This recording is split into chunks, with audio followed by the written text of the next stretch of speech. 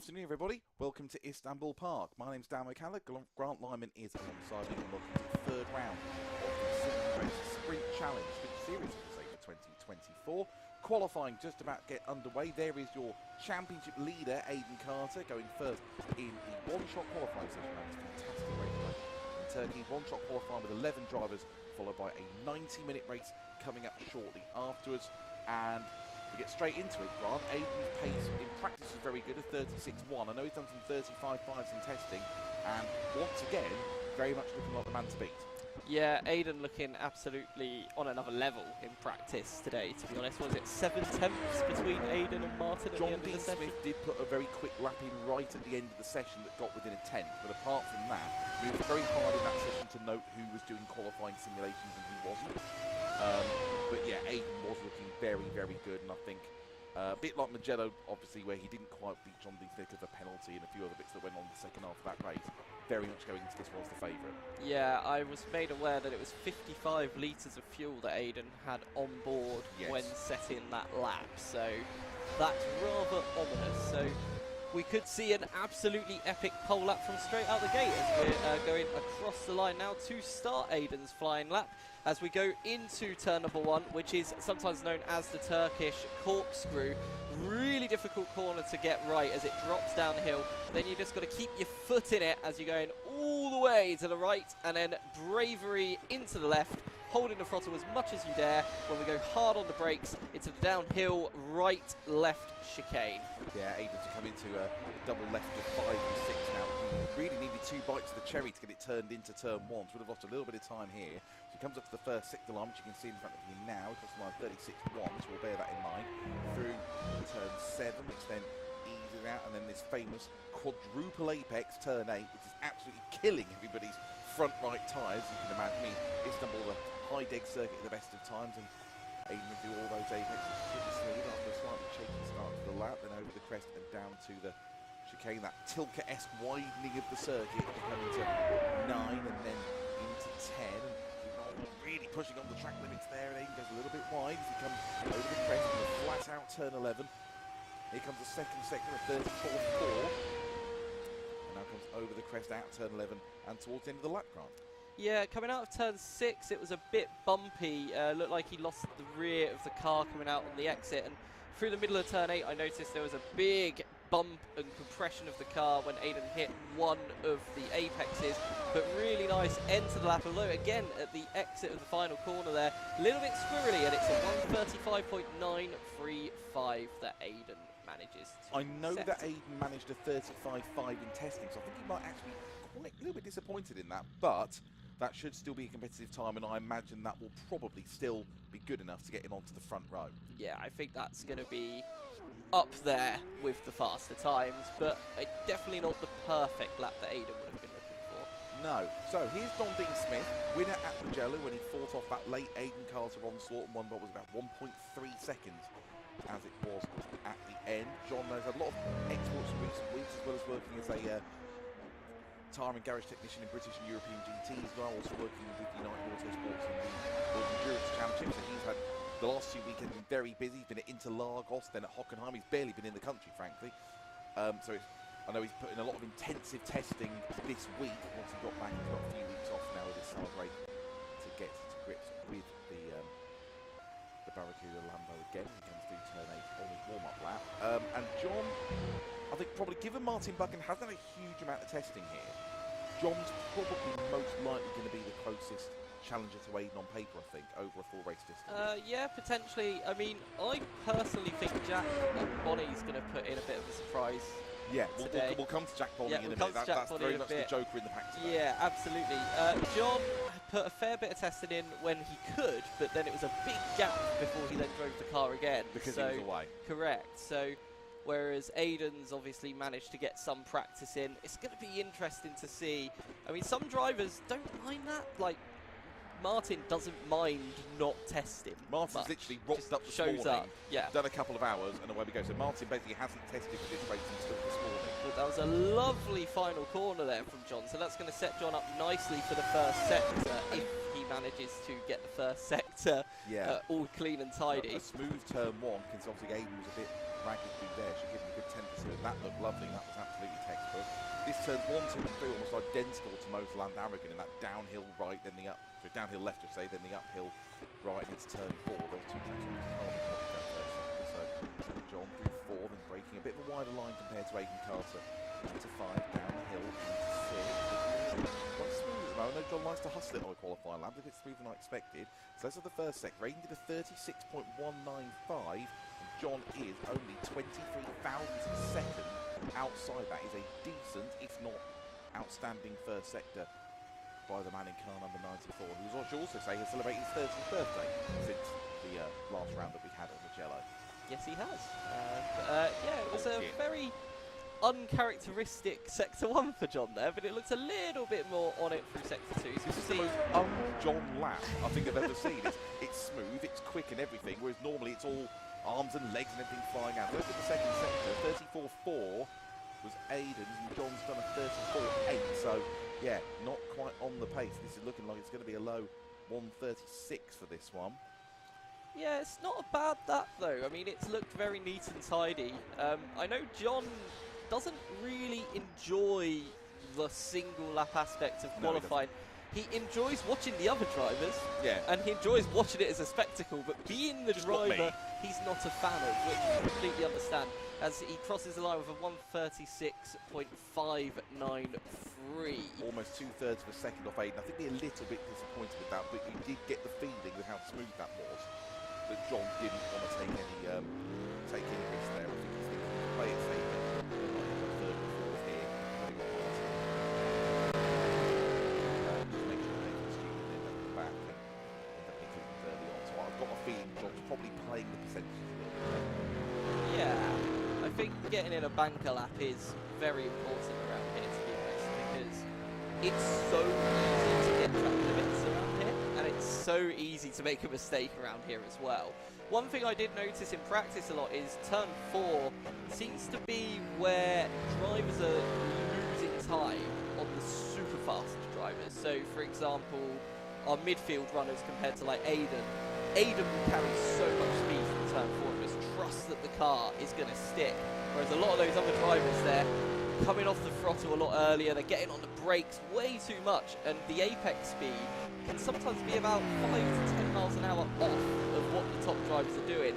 So it's really interesting to see the drivers really like almost not trust in the car that they're driving, whereas a driver like Aidan will just throw it in and see what happens, sort of thing. It's a typical Herman Tilke 2000 circuit. Lots of off-camber corners, lots of weight transfer, lots of braking while cornering. Turns 3 and 4 there, and it's not the only example on this track. Sum it up perfectly, and that's what does catch a lot of the paradox. So it works a lot better for these. Yes, very ironically. Okay, so Martin Bucken starts his hot lap. Looked a little squirrely there. Really pushing it. I mean, Martin does have a very aggressive qualifying style as well. He does. Not dissimilar to John's. That was beautiful through 4. Very and then nicely done. quite conservative on the brakes there through 5. Keeping it well within the track limits. Carrying lots of speed through 6. Really. I'm waiting to see this first sector time. Yeah, it's going to be good, but you can compromise yourself on the exit by doing that. Let's see what he gets. It's a 35.8, which is a purple first sector. Over 3/10 up on Aidan Carter. Martin Bucken, who I said had not tested for this race until this morning, because that's the kind of guy he is. This is the first apex, though, going into turn 8. It seems to set him up a lot better. I don't know how coming down the hill towards turns 9 and 10. So Bucken will be 3 with lots of smoke around turn 9. He's been doing that throughout practice. Really trailblazing. So as this second sector looking, comes up to the line now, and 2/10 down, so he's still a 10th up. This might be quite close, you know, as they come over the crest and down towards turn 12. Yeah, I think this is going to be a really good lap. Like you said, missed the apex slightly for the first part of turn 8. Shouldn't have affected the lap too badly, but I think Aidan was just more consistent through that sector in general. But let's see, the final sector looked absolutely spot on. Quite wide at the exit though, would have lost a little bit of time. Crosses the line, but does go P1 with a 35.644. Excellent last sector, nearly 2/10 quicker than Aidan Carter. very much fired by the Scotsman. Cat amongst the pigeons once again. And knocking John Dean Smith off the front row. Nearly a full second quicker than John Dean Smith. That's impressive. It's very impressive. I think John's probably just gone out for a fag. I can see John looking at that and just going, right, I'm going for a fag. Right, Nathan Burton. Had a typically solid but unspectacular start to the season. 2 good solid performances. Yeah, it's been a season of almosts for Nathan, hasn't it? Yes. Like, where he's been there and something will happen or the pace just drops off. So it'll be interesting to see. He's not really had the best time of Istanbul practice. Speaking to him after some sessions, John really loves the setup of the car around here, whereas Nathan is sort of struggling to get his hands around it. But his pace hasn't been bad in practice, but it's not been setting the leaderboards alight. So we'll see what he can do. I think that he's going to be in with a very tight battle with Jack Bonney today, though. Yeah, I think, I'm to be honest, knowing how Nathan's been doing, I'm looking at John's time, 36.5. I think Nathan can beat that. I'm not sure he can get into the 35s here. I'm more than happy to admit I was wrong if he does. But that time from 36.5 to John, I think Nathan looking at thinking that's beatable. Yeah, I mean, maybe John just wanted to put a nice banker lap in. He's just thinking of the race. Yeah, it's a long race here. The tyre wear being as is. Anyway, as we come up into turn 1, Nathan keeping the car as far right as possible, throws it in. The car goes downhill again. Quite nice and quite smooth there from Nathan. Very similar to John's execution there. Yeah, he comes up through 3, up the hill into turn 4 now. Will turn in, tight line into 5. You see the car move around. That's 2 bites of the cherry there. That's going to cost him a good 10.2. It's the apex in turn 6 as well. You can see how one corner and one mistake leads to another. So the sector time here is probably going to be found wanting. John's with a 36.2, Nathan's a 36.7. Yeah. And those 2 little mistakes there, I think, have ended any chances that Nathan's going to have for getting into the top 3 of the grid. It's such an important section of the circuit, those 3 corners. They just really mess one of them up. Your lap is almost gone. But he's looking good through turn 8. Really hitting those apexes nicely, so he could make up for it in the middle and final sector, because John's middle sector wasn't great, so he could claw some time back. Yeah, very aggressive turn 9 from Nathan. He comes up to the second sector line before turn 11.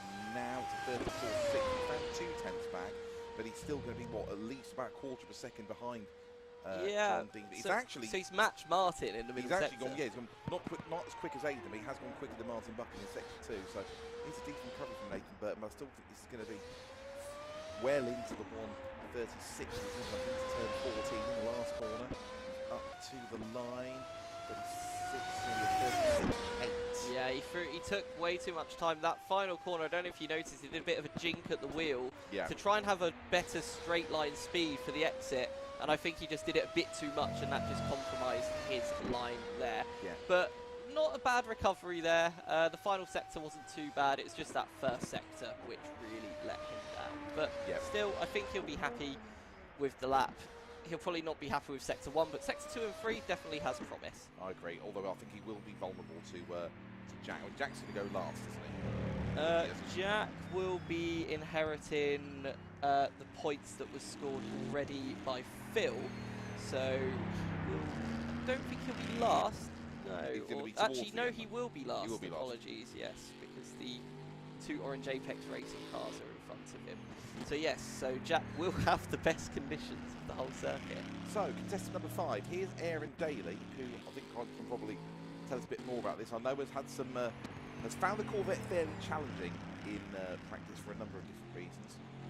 Yes, managing to get it on 2 wheels quite often, which is impressive to say the least. But then so's Jack as well, which wasn't an issue that I found during the BOP testing, but upon seeing the issues they were having in their regular testing, we did make some setup changes to the car to try and eliminate that.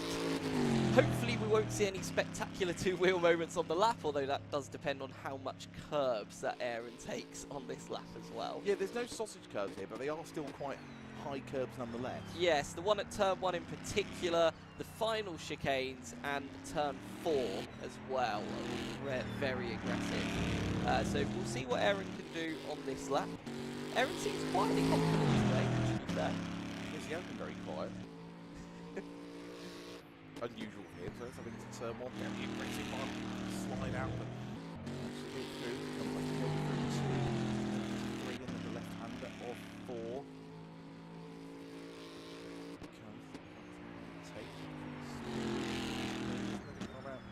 Too much, bit of a twitch as he comes to 5. Bad so far. Let's see if that's reflected in the sector time, which is going to come up before this next corner. Here he comes, the 36.4, so it's nearly 3/10 quicker than Nathan Burton.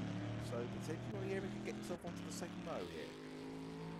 Yeah, looked like a nice tidy first sector for Aaron. There's a bit of attacking in turn 1. This looks great for turn 8 though. Lovely, doesn't it? Really nice and planted. I think Aaron's got a lot more confidence in the car than perhaps he had earlier in the week. Down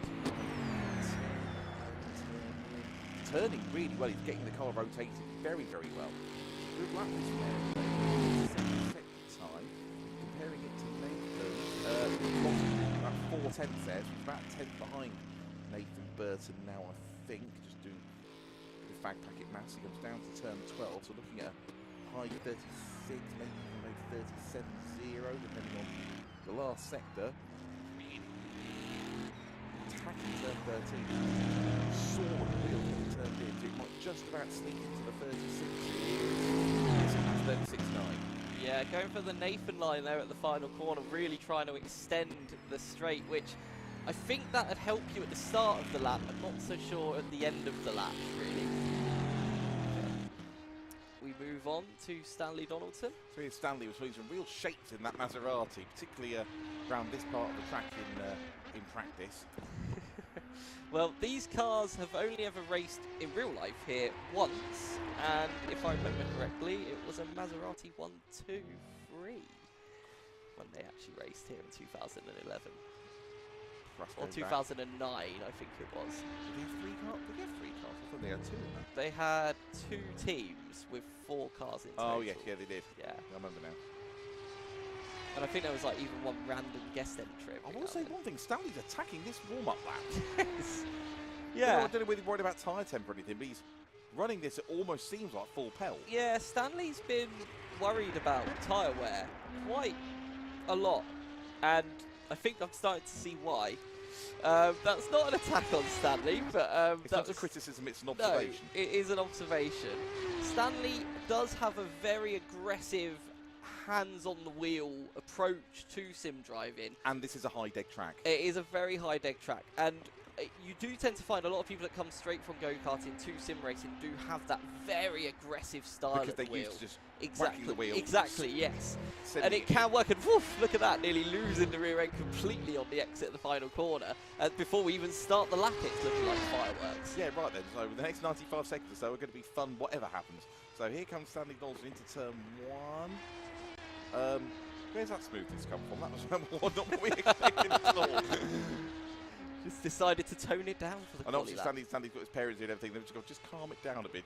We've got lots of weight from behind. So he comes through 4 and up towards 5. And this is, yeah, I think he's gone very aggressive to warm the tyres up. And now he's taking it a lot smoother, pushing it more through 6 though. That's more like what we're expecting. So let's compare it to, let's say, Aaron did a 36.4 in the first sector. Stanley's done a 36.4, so he's only a few hundredths off. So good start to the lap. I think Aaron's probably a good target for him. So let's see how the rest of the lap progresses now. See how he takes turn 8. Really pushed it here through the out lap. And again, taking that line, missing the apex for 1,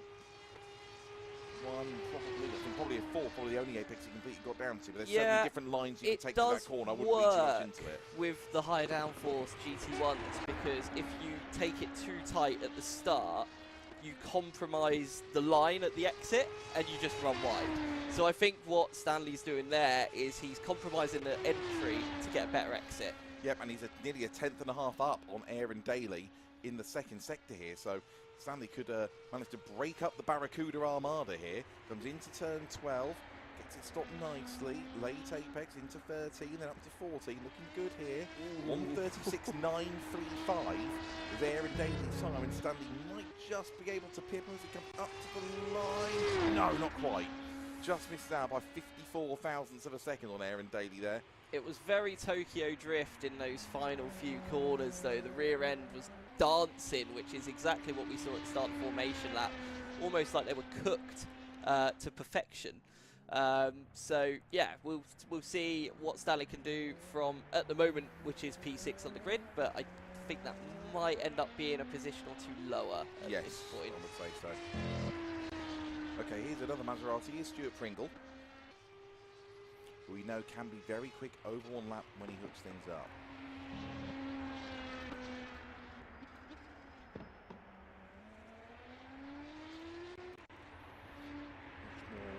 Conservative outlap, certainly compared to the one we've seen from Stanley in the same car. So I think Stanley's probably a good benchmark in terms of sector time to compare to for Stuart. And I think one thing that Stuart and his teammate Gareth Boyle have probably found difficult with the transition to this series compared to the touring cars, where Stuart had a race win and Gareth showed a lot of promise at times. I think it's the consistency over a longer race distance. Yes, and I think that's probably the biggest thing they've had to grapple with over the course of this championship. Definitely.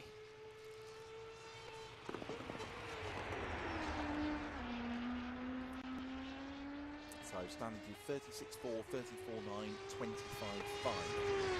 His three sectors for a 1:36.989. So I think those are the sectors we track as a comparison between the two Massas, as Stuart comes over the crest. He's 7th of 11 drivers to do his single qualifying lap. Still Reno DeMarco, Conor Daly, Gareth Boyle, and then Jack Bonney to come. We'll speak about Jack Bonney when he comes out on track. That's very much going to be the wild card of the afternoon, I think. So here comes Stuart now out to turn 14, start his flying lap. Let's see how he gets on. Down to turn 1, starts turning in and comes away from the racing line very early. Looks pretty smooth to me. Turn 2 as he comes up the hill. And again, very early turning, Pedro Acosta-like. Just very early turning everything, not taking a nice big line. It's kind of that V shape with the Ducati's MotoGP. You kind of fire it in, turn it, and then fire it out. And he's not taking a nice, wide, smooth line. Runs it wide out of turn 6, comes up. So 36.4 was Stanley, 36.8 from Stuart. And yeah, I don't know about you guys, it just looks to me like he's just turning in too early. Yeah, just overdriving the car in Sector 1, which is quite odd.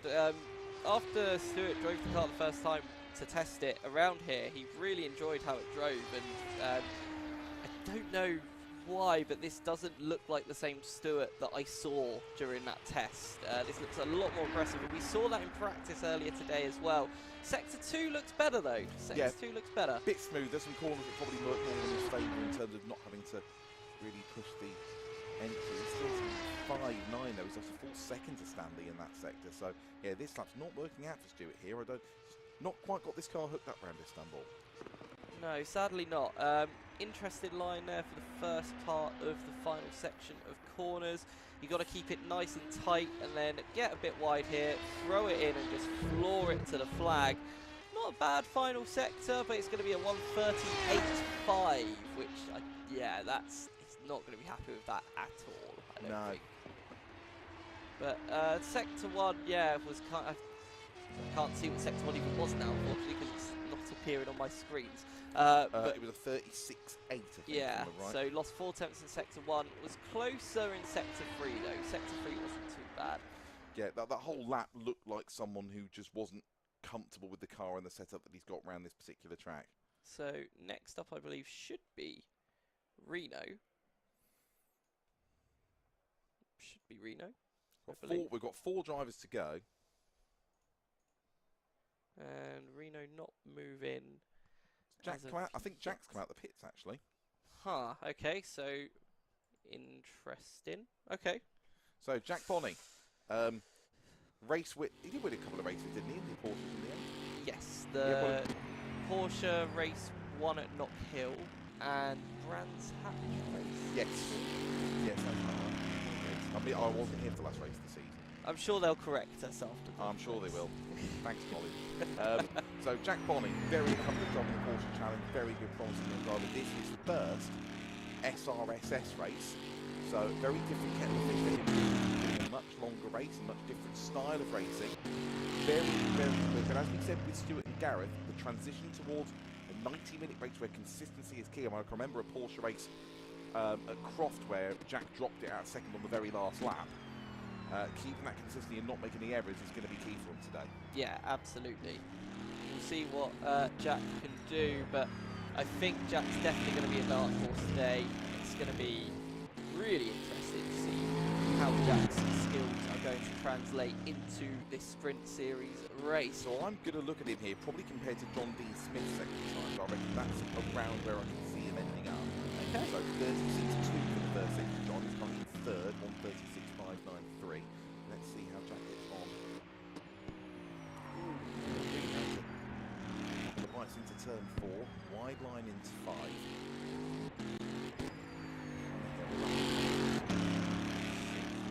Nice and planted, so up to the line. So John did a 36.2 first sector. Here comes Jack, and it's a 36.2. So only about 5/600 of a second off what John Dean Smith managed. So probably around the ballpark of the second row.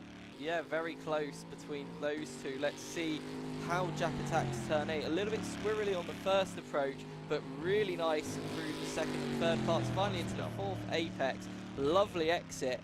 And now coming into turn number 9, got to get really perfect on those brakes. Take as much of the inside as you dare. Let the car run over the curves on the outside. That was beautiful through there.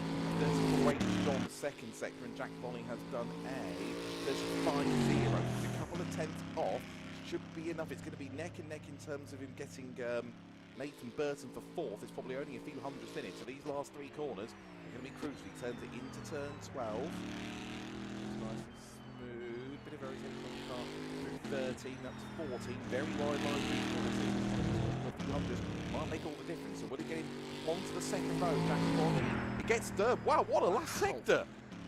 25-1. And it There is applause in the venue for that. That's the best final sector we've seen, is it? Apart Apart from Aiden. apart Martin, from sorry. 10th quick Aiden Buck in the last sector. For Aiden Carter, I should say. 25.188. That's an absolutely superb last sector. 3/10 quicker than both John Smith and Nathan Burton. And Jack Bonny looks like he's going to start P3. Yeah, brilliant, brilliant final sector. There's no other words for it, is there? It looked good, but I didn't know if it was going to be that quick. I mean, Sector 2 was ramping up nicely, but it was a bit off the pace compared to John, but that final sector, yeah, just absolutely nailed it. So, Reno DeMarco. Apex Racing. Corvette. Yeah, Reno quite likes the Corvette, from what I've been told. So Stanley's probably a good benchmark here. There's a gap of just over a second and a half between Stanley and Stuart at the moment. I would expect Reno probably to fill that gap. Yes. Most likely. That size of it. Or Reno, still 2 more drivers come after him, which is it going to be Conor then Gareth, or is it Gareth? We've got Conor Daly and Gareth Boyle still to come.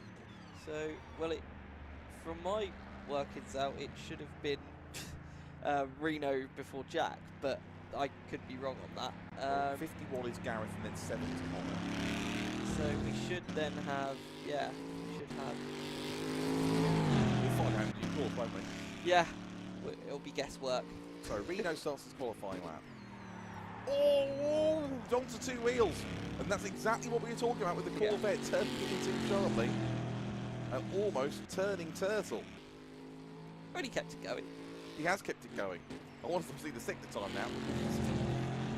Biting that car, it looks really comfortable. It's all arms and legs here. This lap is kind of a bit all over the place. I don't think necessarily Reno's fault, but he is fighting these things. He comes out of turn 6. He took a lot of curb at turn 1, to be fair. If you take that much curb in turn 1 with any of the cars, I think you're going to have a similar reaction. So his sector time 1 point was a full second slower than Stuart Pringle, 1.4 slower than Stanley Donaldson after that big moment there. So he's going to be looking at something in the 39s. pushing on. Might as well at this point. Goes down to turn 9.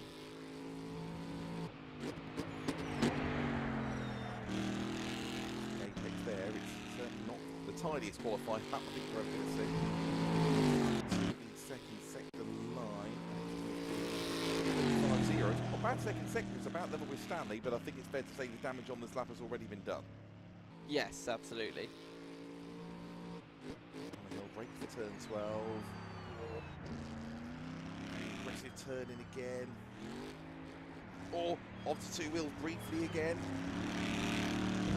You can't drive like this in the race because here comes a grief and here comes 38.5. It's not a bad recovery actually. The sector 2 and 3, yes, respecting the circumstances, but I think turn 1 kind of can sign that lap to the dustbin. Yes. Okay, cool. So Gareth Boyle preparing for his lap. So it's definitely Gareth next, which is good. The Aston Martin, the penultimate driver to go in the session, then Conor Daly will be. I think he's just waiting for clearance from race control. So just to run through the times, I know you won't have the intervals there on the scoring tower. Martin Bucken the 35.6, Aidan Carter 35.9, Jack Bonney 36.4, John Dean Smith 36.5, Nathan Burton 36.8, Aaron Daly 36.9, Stanley Donaldson 36.9, Stuart Pringle 38.5, and Reno DeMarco 38.5. Reno was only 52 thousandths off of Stuart Pringle after that decent recovery towards the end of the lap. So Gareth Boyle now, and then it'll be Conor Daly in the Maserati to finish the session. So after speaking to Gareth after he came and practiced on Friday, he was very excited and very hyped after he got out of the car. He was like, that was great fun. It's probably the most happiest I've seen him about a car after a session at Simply Race. Not that Gareth's not a happy person, he's a very happy person. But he can beat himself up sometimes Correct. if things aren't going and how he thinks got out they the car and he was like buzzing. So I'm actually looking forward to seeing how Gareth does this weekend. And this does seem like an Aston friendly track as well. Yes, and being the only Aston on the grid could be quite good for him. So his teammate called Stuart Pringle the Maserati, so we'll probably use his second time as the comparison. 1:38.508 for Stuart Pringle in 8th place at the moment. 3 more corners to go before Gareth Boyle starts his flying lap.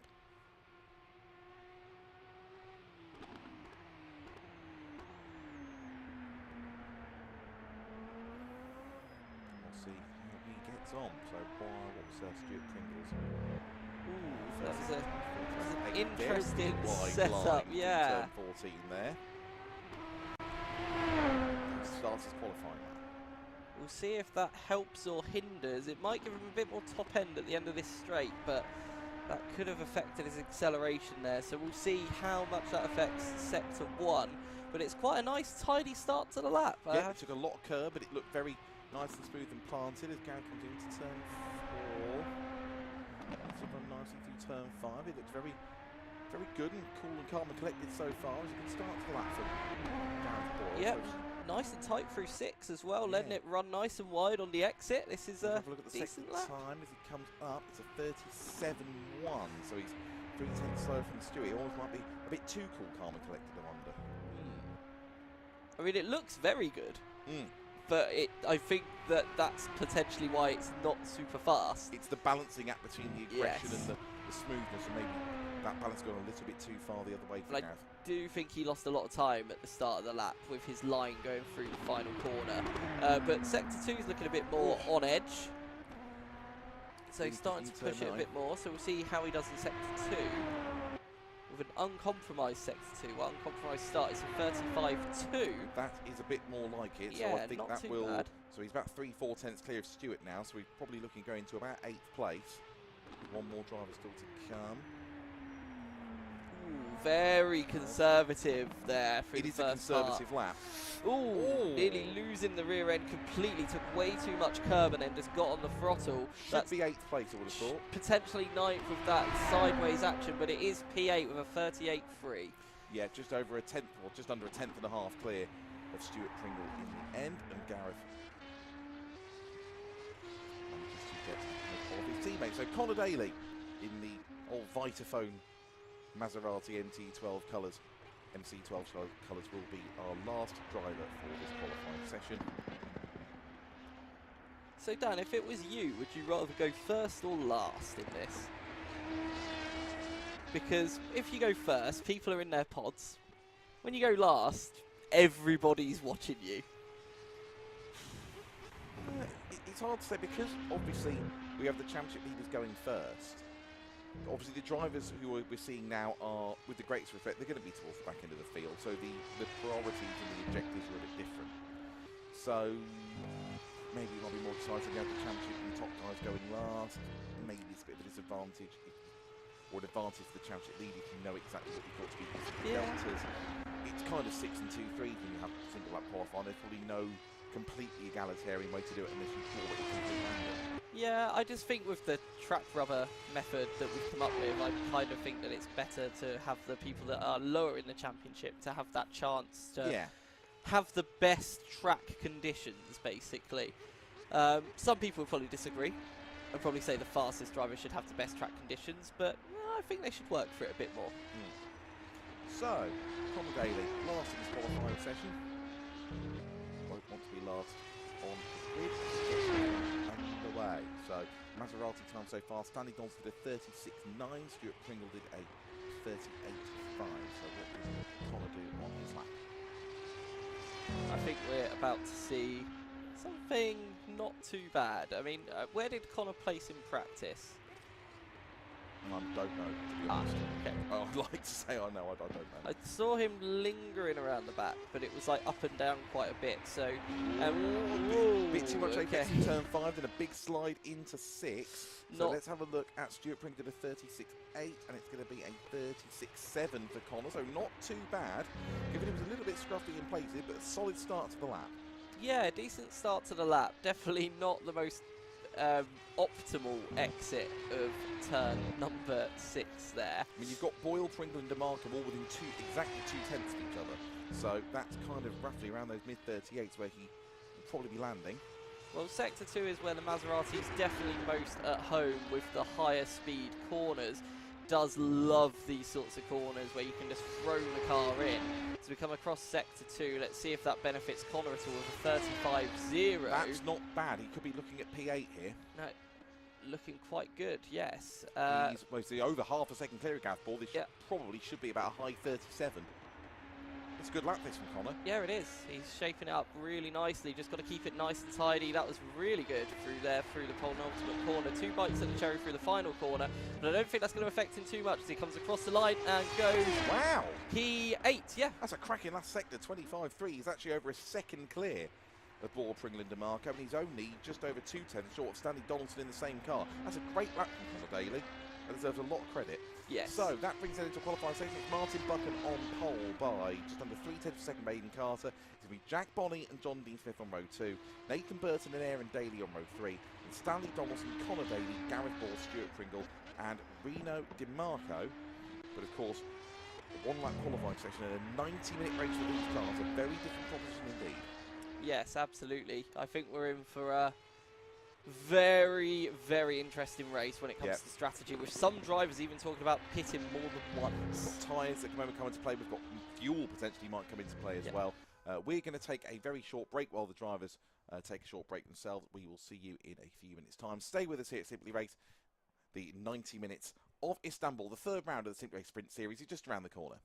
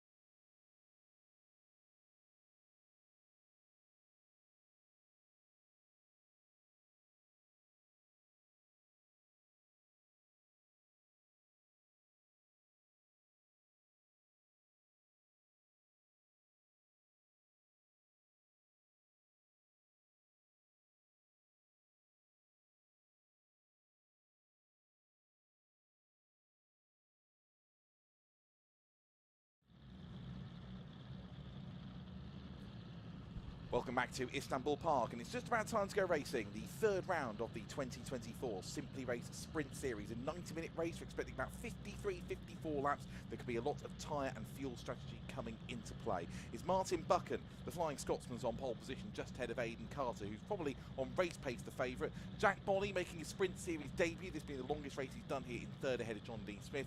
Then Nathan Burton and Aaron Daly, once again a Barracuda lockout of the top six. Then Stanley Donaldson, Conor Daly did a good lap in qualifying. Gareth, Boyle, Stuart Pringle and Reno DeMarco rounding out our field of 11 with the warm-up lap about to get underway. And I think now Grant Lyman, who once again is alongside me, is probably worth explaining the situation with fuel and tyres and what we are about to see. Once we've done that, I'll run through the tyre choices in regards to yeah, so in terms of tyre situation, so teams will be with to start the race, and then 45 to 60 into the race. It's not, teams must then choose what tyres they're going to start on. During that 45 to 60 minute window, they then must choose another set of tyres as well. They must, similar to F1. yeah, so it's completely but it has to change in that window. So if you say you came in the pits 10 minutes into the race, 20 minutes into the race, and decided, I'm going to put a set of softs on, you still have to pit again to put another But from what we've heard from a lot of the drivers, it's a high degradation circuit. You want to get to 45 minutes hard distance before you can make the mandatory pit stop. We could see potentially more than one stop. I know the fuel is an issue as well. And some drivers find it difficult to get much more than 45 minutes out of one tank.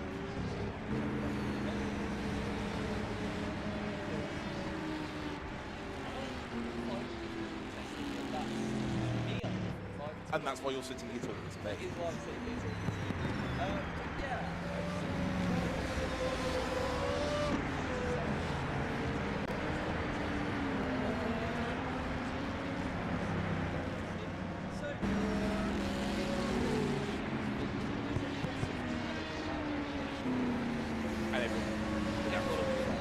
So how do you rest the fact we've got the tyre choices here? So Martin Bucken obviously starting on the soft tyre. Lots of accepted my personal job before, so it's going to be a medium and hard kind of race. So Martin Bucken starting on the soft. Aidan Carter and John Dean Smith are starting on the mediums. Jack Boyle in third is starting on the hards, as is Nathan Burton. So those five drivers you'd expect to be right at the top. We've got three different choices of tyre. Bucken, who we know can push hard on the soft tyres, one starting on the softs. Do you think Bucken might be pulling one of his strategy jokes out? It's very clean. See what happens. Personally,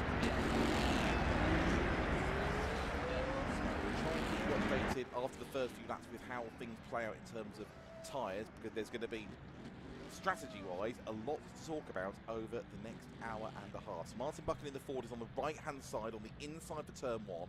Aidan Carter's on the outside. Reno DeMarco at the back of the grid, just lining up now, and we get ready for 90 minutes of racing around Istanbul Park, round 3 of 5 of the 2024 Simply Race Sprint Series, just about to get underway. Carter on the left, Bucken on the right on pole. Just being held now, we wait for the start.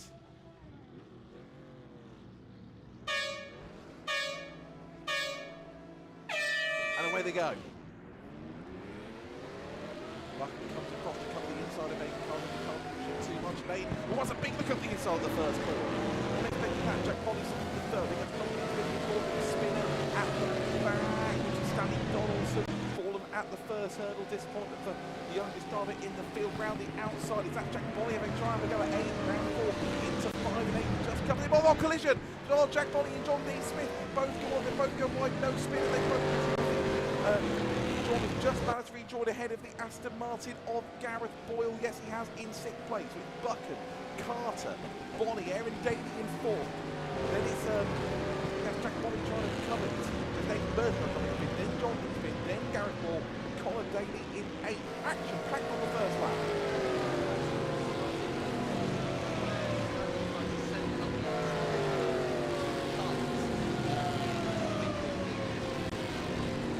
Pringle, a bit of a wobble there coming out from Nathan Burton. Trying to recover a plate. Beverly coming down into turn 9. Martin Bucken with that soft tyre. Probably stay up the road there. Sorry. Aiden Carter trying to keep him honest. Those two already more than 2 seconds clear. There's Aaron Daly in third. John Smith is now in fourth. Armada and Barracuda cars. Sometimes very difficult to tell apart. Bonnie in fifth. Burton in third. Very wide there. Bucken Carter Burton second. Gap back to third. 2.5 seconds.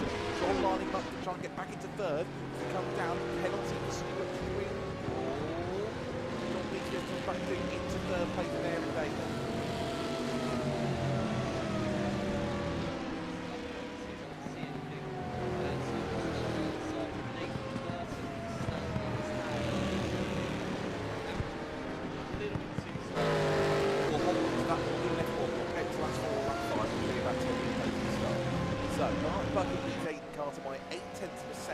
John D. Smith has now been released, but he is 2.5 seconds behind Aiden Carter. Just to remind you, Martin Bucken's on the soft tyre. Carter and John D. Smith are on the mediums.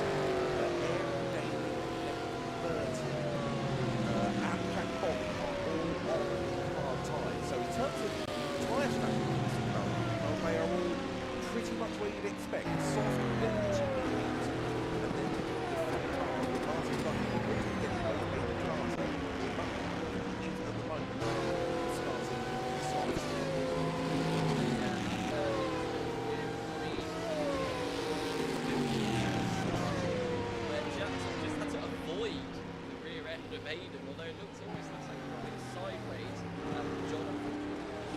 Now Jack Bonny, very late. Oh, dear, just got out of it at the last minute trying to get past his teammate. Aaron Daly gets up into fourth place. Second lap, Martin Bucken was at 76. Carter cracked them in down to 1 second. John D. Smith to the 37, faster 37.6 actually. Oh, Aaron, oh, he's from the rear, just lost it coming in under turn 1 there. And Jack Bobby has taken evading action outside. Nathan Burton's come back into the front. So this rear trio of Barracuda cars. Look at Gareth Boyle and Conor Daly. Next on start, taking the watch and wait for the 7th and 8th. Don't know where to look, Mark. Back involving Stuart Pringle and Mark. Just seeing on our second screen here. Yeah. Yeah, there is a lot going on. I think goes another off.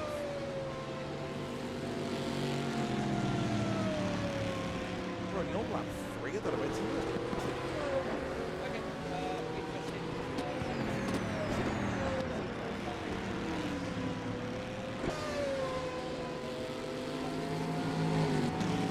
Given that's for the end of the lap that came through the automated system,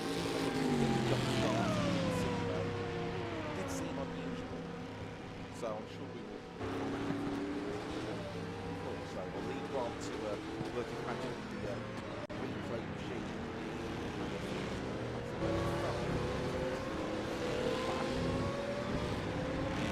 Record start.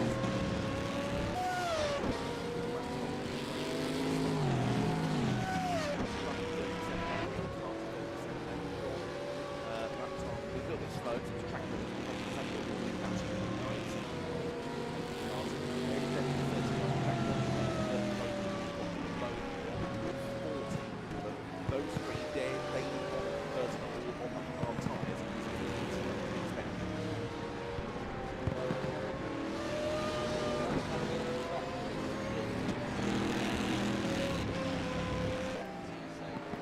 first lap. I'm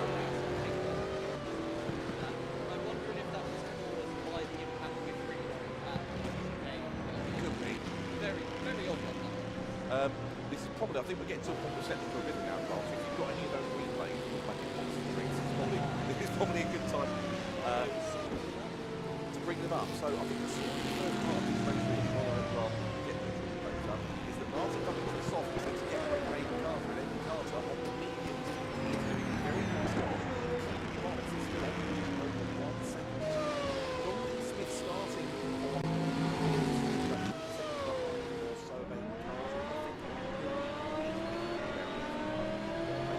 way of the start. We're on board with Stanley Donaldson. Goes to inside, he's just clipped Nathan Burton there, and just that's a typical Turn 1 Istanbul incident. We've seen it in F1 and GP2 and MotoGP over the years and everything. One of those things.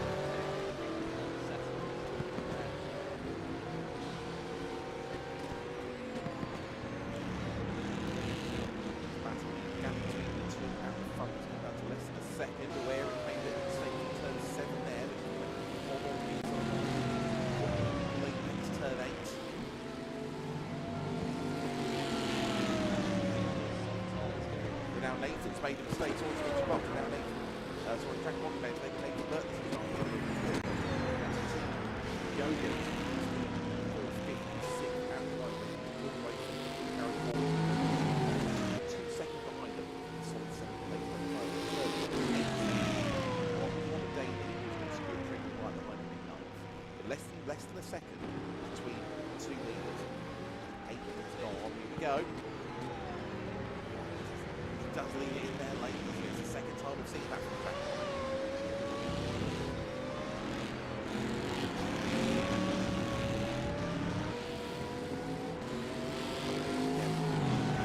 Remember the pit stop window for the management pit stop doesn't open until halfway through the race, 45 minutes. It's kind of reloaded to the race.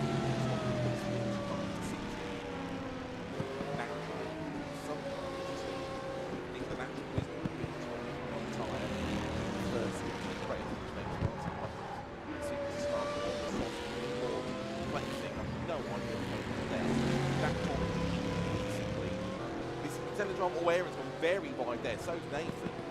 Jack Bolly should be on the outside, should be get through there, isn't it?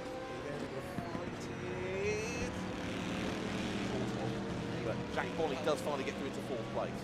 Yeah, Eric got very lively first half.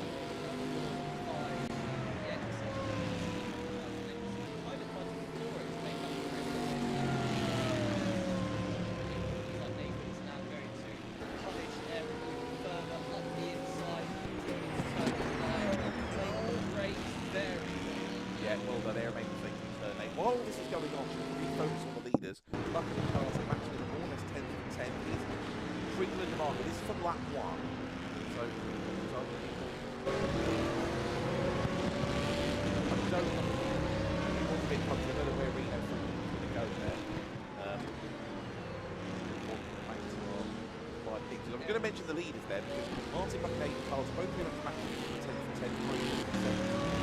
Low 38. Conor Smith is in the 39 and 6.5 seconds behind Aidan Carter. So two at the front, Bucken on the soft Carter on the medium. So it's an absolutely searing pace with the time. We don't know for sure at this point exactly what time it is in the second half of the race. This is working very nicely for Aidan Carter at the moment if he can keep Martin Bucken in his gun size. So this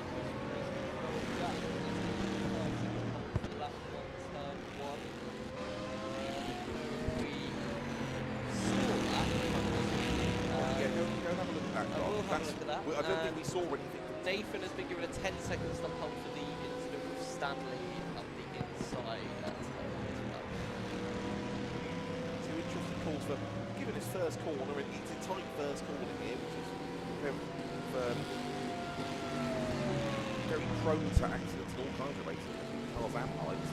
To mine, and again, this is only my personal, relatively unqualified opinion, those two penalties both seem quite harsh to me. Yes. I think Gareth Boyle might have had him off, dropped a couple of places back. Conor Daly's at 7, Stuart Pringle up to 8. So they are a solid start for Gareth and Yellow Aston. For those of you you saying that you are struggling to hear us. Apologies. I have adjusted the levels a little bit. Hopefully you can hear us a bit more now. So hopefully we're not peaking too much as well, because it's showing me as peaking here, so I can't turn us up much louder, I'm afraid, guys. But that should be a better volume for you guys now. Yeah, just turn your own volume up. It's easy to sort it at that end. Oh, mistake from Aaron at the last corner, and that's allowed Nathan Burton through. He's just gone wide at turn 14. Don't know if that was by accident or by design, but it's allowed. I think that's allowed Nathan to come through. Or am I reading up the wrong? There's so many barracudas. We've got to have a chat with them about these liveries and everything, because it's just. There's more purple than a Vimto advert. It's ridiculous. We get this sorted. So, Bucken leads Carter by a second, and the two of them still continually lapping a second a lap quicker. And John Dean Smith, in turn, is lapping a good few tenths a lap quicker than those behind him. So, it's reflecting what we thought with the tyres. Still a long way to go, more than half an hour until the pit window opens. So, we are getting more into the rhythm of what we expected. But Aiden Carter, I think, very much in the pound seat at the moment, and more than happy to spend the next 30-odd minutes sitting 1.5 seconds behind Martin Bucken. With the tyre advantage, he will not feel the need to try and attack past Martin at this stage of the race. 1 second gap absolutely suits Aiden down to the ground. So, not really sure. Grant's just showing a replay here, and I genuinely don't know what I'm looking at. Yeah, I'm just a little bit confused about the penalty for Jack for lap 1, turn 1, because I can't see anything. Unless they're thinking of turn 4. Can we have another look? Can you have another look, Grant? Because I missed that, so I was watching what's happening on the main camera. So. I was going to bring it up as a replay in case it was something we needed to see. Well, let's have a look at it left. So that shows Jack. So I'll bring it onto the main screen so it just doesn't sound like two people just chatting. Yes, please do. So this is Jack in third. Turn 1. Did they mean the incident at turn 5? I feel like it's the turn 4. So let's stick with this here. Here's Jack coming up and on the outside of Aiden. It's just a little bit of contact for circuit in there. It's just a little bit of trying to widen. I'm assuming it's for that one. And the Pringle DeMarco crash has been deemed as a racing incident as well. Okay. But I'm going to assume that the penalty is for that incident because I can't see anything else that Jack did wrong there. Very confused.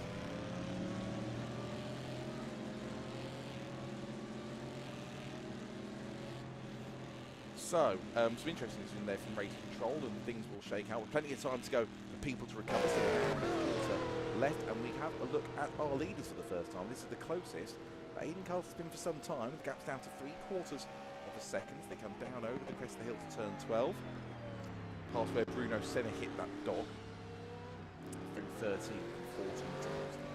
Worth saying Aiden Carter's a lot faster than Martin on this lap, has brought the gap down from over a second to about 7/10 of a second now, about 9 tenths of a second as the lap comes to a close. So just maybe those soft tyres maybe starting to go off for Martin. I'm impressed that he's managed to keep them at that pace for as long as he has. I mean, we've done about, what, 9 laps? Yep. Now, Aiden is on the same tyres as John Dean Smith. Yep. And the gap between them is 9.6 seconds. Now, John isn't rubbish. He won the last race. John is a very good driver, and he suits these cars. And Aiden's on the same compound tyre, they're both taking 9.6 seconds out of him in 9 laps. Yeah, which is very impressive. It just shows a good job of what Aiden's doing here to keep Martin on, as when Martin's got the tyre compound advantage. Absolutely, so I wonder if have we still got sound issues? I just wanted to double check. I've not heard anything from anyone to say so. But my microphone. Thank you for the feedback, Will. Very much appreciated. If I move my microphone a bit closer there. It's nice that you want to hear us talk all this rubbish. It's very much appreciated. Yes, very, very long way to go in this race, and I think tyre wear is going to be a major factor as the race goes on as well.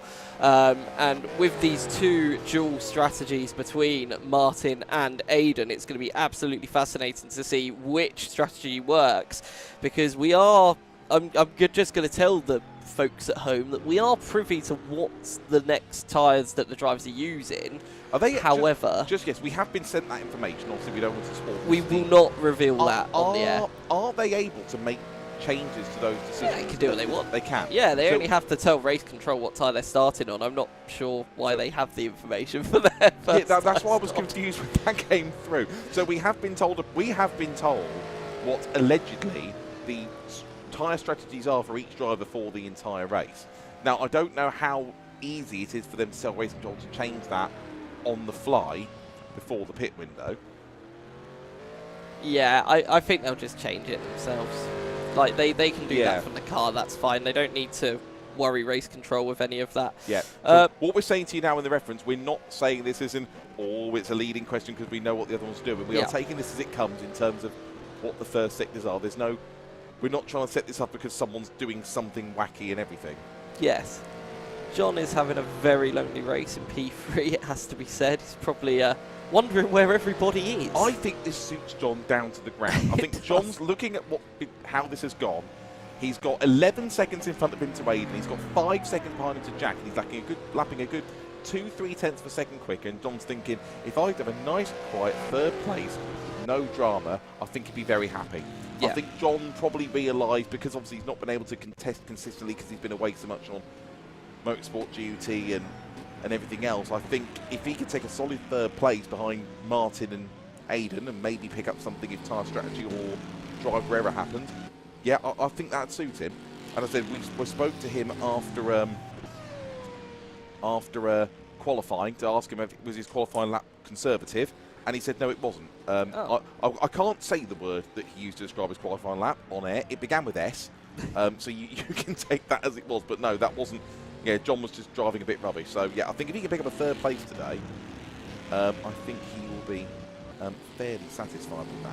Well, again, thank you for the feedback. I've turned my volume down and left Dan's as is, so hopefully that's now. I think that's the right decision. Better for you. More of me and less of you. I'm Simon to your Garfunkel. I mean, I'm only supposed to come in with insightful tips and information, so. Think about it. We could be men with men. Well, just realised with nearly 20 minutes race, we haven't got a peep show reference in yet. The race has settled down, so this is a good time to do it.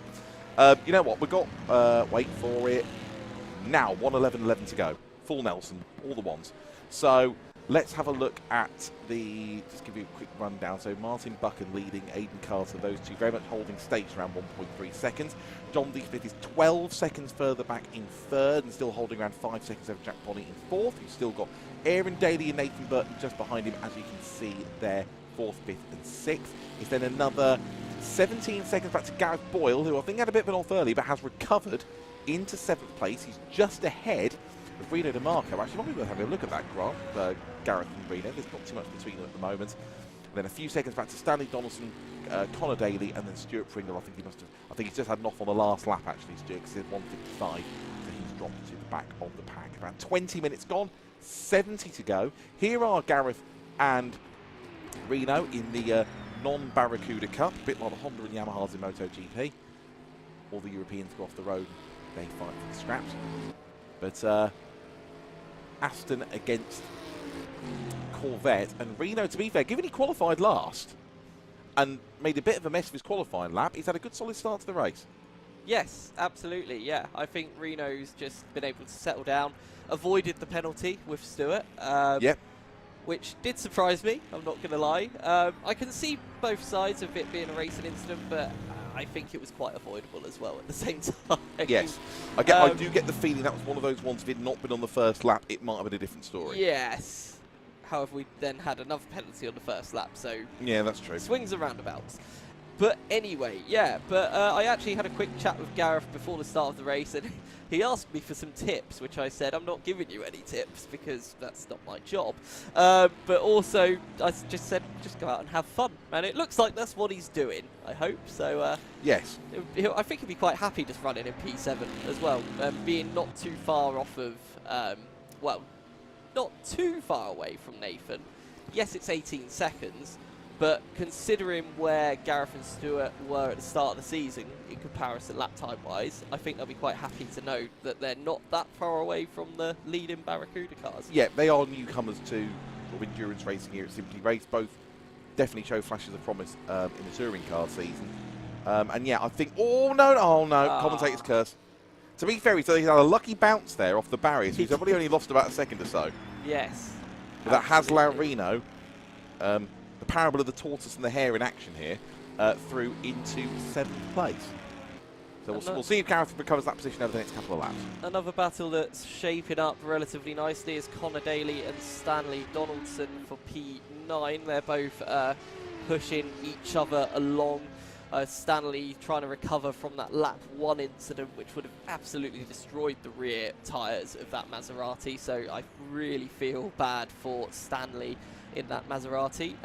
But it is, unfortunately, 9th, 10th and 11th for all the Maseratis at the moment. So not the real-life dominating performance that we saw at this track for real. Fortunately, it's a bit of a struggle for them today for various reasons. Meanwhile, just to refocus on things at the front, because Martin Bucken has just started to stretch the gap out a little bit. He now leads Aiden Carter by nearly 2 seconds. Oh, Connor's had a spin at coming out of turn 1. Commentator's cursed twice in a lap. Shall we just turn these off for 5 minutes and let him get on with it? But yeah, the gap between the two, between Bucken and Carter's, come back down to 1.7. That's as big as it's been in the race so far. So, doesn't either Aiden's really trying to manage things, or Martin's really happy with these softs? I think Martin's just really happy with the softs. I think he's just thrown a blinder of a strategy. Because to be honest, I did a stint on the softs. I managed to get them to the 45 minutes. It is doable. It's just hard. So, were you doing the kind of... And again, obviously, I know no offence, you're not quite at Martin's level driving. No. Neither of us are. But, I mean, Martin's doing... what, high 37s, low 38s? Is that kind of... I was low 38s quite a lot, and then at the end of the stint, it jumped right up to high 38s to low 39. Is there a bit of a cliff with these? It felt like there was with the final 10 minutes of the stint, yes. And that was a 45-minute stint? Yeah. The grip was okay, but... near the end, it's a bit sketch. So based on what you said there, in about 10-12 minutes' time, Martin Bucken is going to have a car moving around like a very good house. Especially if he keeps putting in purple sectors. Purple like first sector. The gap's gone up to over... well, it's just dipped back down under 2 seconds. Thomas Nichols cheering on Gareth. Let's go, Gareth, let's go. Thank you for your support there, Thomas, in the chat. Apologies if we are slow to respond to the chat, but it is a lot of screens that we have to look at. And also, there's a lot going on. There is a lot going on. But no, thank you all for your input. Reno's just spun and managed to save it, which means we actually have a spicy battle again between Gareth and Reno. So you know what, Thomas? Here you go. We're going to see your boy in some racing action. Hopefully he's going to make the overtake for you. There we go. They both have a minor off in the last couple of laps, and it's restored it to how it was before we had that incident. We've got just come back to the 25-minute mark, so 20 minutes to go until the pit window opens. So Nathan's really starting to struggle on these tyres as well now. He was only 4/10 behind Aaron Daly, now nearly 1.6 behind Aaron Daly. Well, yeah, I'm looking at the lap times. 40.2 was about what Nathan was doing. Aaron's at a 39.1. Yeah. I don't think that's Nathan's got slower. I think Aaron's picked it up. Yeah, Aaron's just got a good pace at the moment from the looks of it. I mean, Jack's doing very well as well in P4, but he does have that stop and hold to contend with too. So it'll be interesting to see where he recovers after that. Personal best lap of the race by Martin Bucken, I should say. Yeah. 1:37.6, only 13 thousandths short of John Dean Smith's fastest lap that he did right back at the start. Stuart Pringle's in the pits. Stuart Pringle is in the pits. Not sure what that's for, because it wouldn't be track limits. Because that penalty was removed. I'm going to assume he's fed up with these tyres and might be two-stopping, yeah. He started on, what did Stuart? Stuart started on the mediums. Maybe he fancies like a medium soft sock, because he can stop towards the hour mark at the end of the... Yeah. It's possible. Yeah, it is possible. We'll or he's just putting the hards on and maybe doing a long middle stint and hoping to do a quick short stint at the end of the pit window. Who knows? But that's an interesting one. That's a very early stop. Well, it's been 40 seconds. According to our timing screen, he's still stationary, which wouldn't normally suggest a regular. I mean, I think you can put enough fuel on now anyway. You'd still need to make a stop in the mandatory window. Well, I can see Stuart climbing out, so... Is that Stuart Dunn? That might be Stuart Dunn, yeah. I'm not too sure. It's a shame. Not really sure what's happened there. But anyway, we'll move on from that because there's an overtake going on the screen between the two Corvettes from the looks of it. Yeah, Aaron Daly's packed past Jack Bonney for 4th. Yes. So that came from nowhere. So Aaron really has turned up the wick. And with Jack's penalty... Aaron's on a 38.9. He was actually quicker than John D. Smith. He's only 5.6 seconds. Where's this come from? Someone's had their shreddies for breakfast. Has Aaron got out and someone else got in? No offence to Aaron. He's not the Stig, but he is the Stig's hockey-playing cousin. But this is very fast pace from Aaron. This is... Yes, this is... Knowing Aaron's a good, consistent driver, but we know sometimes he pushes a bit too hard and can make a mistake. Yeah. I'm worried, and we've already had commentators curse twice in this race, and we're only not even half an hour in. This might be a little bit too quick for Aaron. If he's comfortable with it, then yeah, go for it. He's taken 4/10 out of John on the first sector alone. Aaron is hot. He's on the hard side. Aaron's hot to trot here. Yeah, I think. Wow. I think you've just got to push at your sort of pace that you're happy with as well. Sometimes I think you can overthink about the tyres and just end up slow because of it. So sometimes just drive to what you think is right. Just drive as a driver what you think the car can give you. I mean, if Formula 1 drivers do it, then everyone should be able to. Absolutely.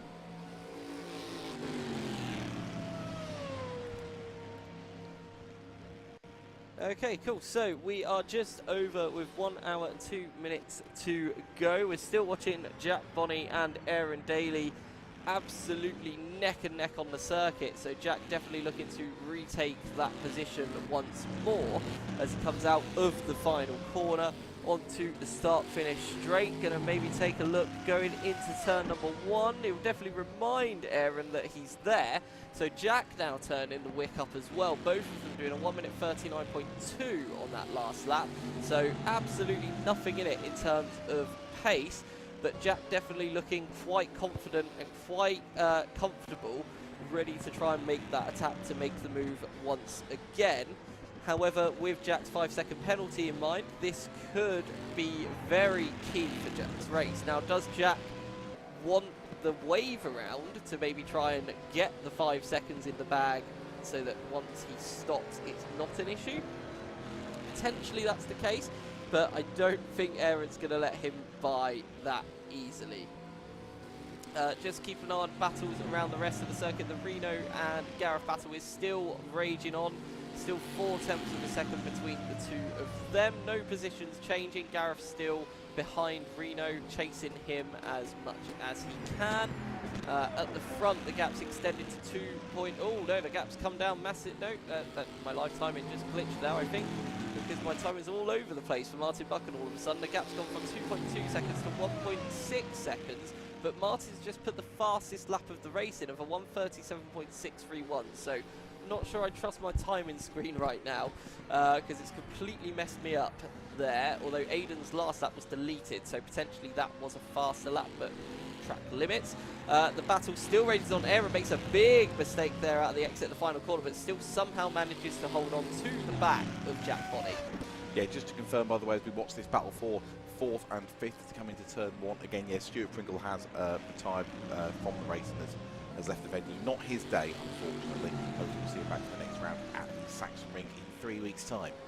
That's a shame for Stuart. Obviously, that's a driver choice there to pull out of the race, sadly. But it is up to them if it's not going your way. If you're just running around the back, I get it. It is frustrating, especially when it's quite hot today. So did you pick up the fastest lap of the race by Martin Bucken? Yeah, I did. You yes. did. I've just been out the room for a couple of minutes. What's interesting was the gap was 2.3 at the start of that lap, and Martin set the fastest lap of the race. Aiden set an illegal lap time, and it came down to 1.6. I'm fascinated. It's now 1.2. We're watching Aaron, Jack, and Nathan here because they were running around sort of low 140s. And then last time around, Aaron and Jack both on a 39.1. Nathan did a 38.6, which is his personal best lap. They've really picked up later in the stint. Stanley Donaldson's in the pits. Is he trying to two-stop? Well, Stanley was the one that asked if we could two-stop before the race began. Okay. So I think that's a strategy for Stanley to pit. Fastest lap, Aidan Carter. 1:37.6. Down to 1.1. Is this Martin falling up? Oh, big send. Jack. Bit of contact. And gets past Aaron up into 4th place. Don't forget, of course. That was Aaron defending the position. Is it? Yeah, that was Aaron holding. Has he got back up the inside? We've just caught it a bit too late. Yes. Okay. Yeah, because we were so focused on the front runners that we looked away briefly and it all kicked off, as is always the case. What can you do? It's unpredictable, is motorsport. But we'll keep an eye on both battles. Reno and Gareth having a good battle as well at the moment. I've just seen their position change a couple of times in the scoring tower. Stanley's got going after a 49-minute stop. That's a long stop.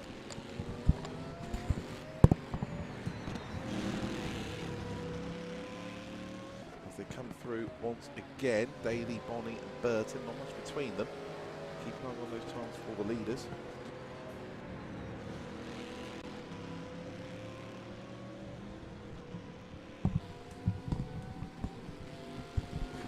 Turn 8 once again. So Stanley's back out.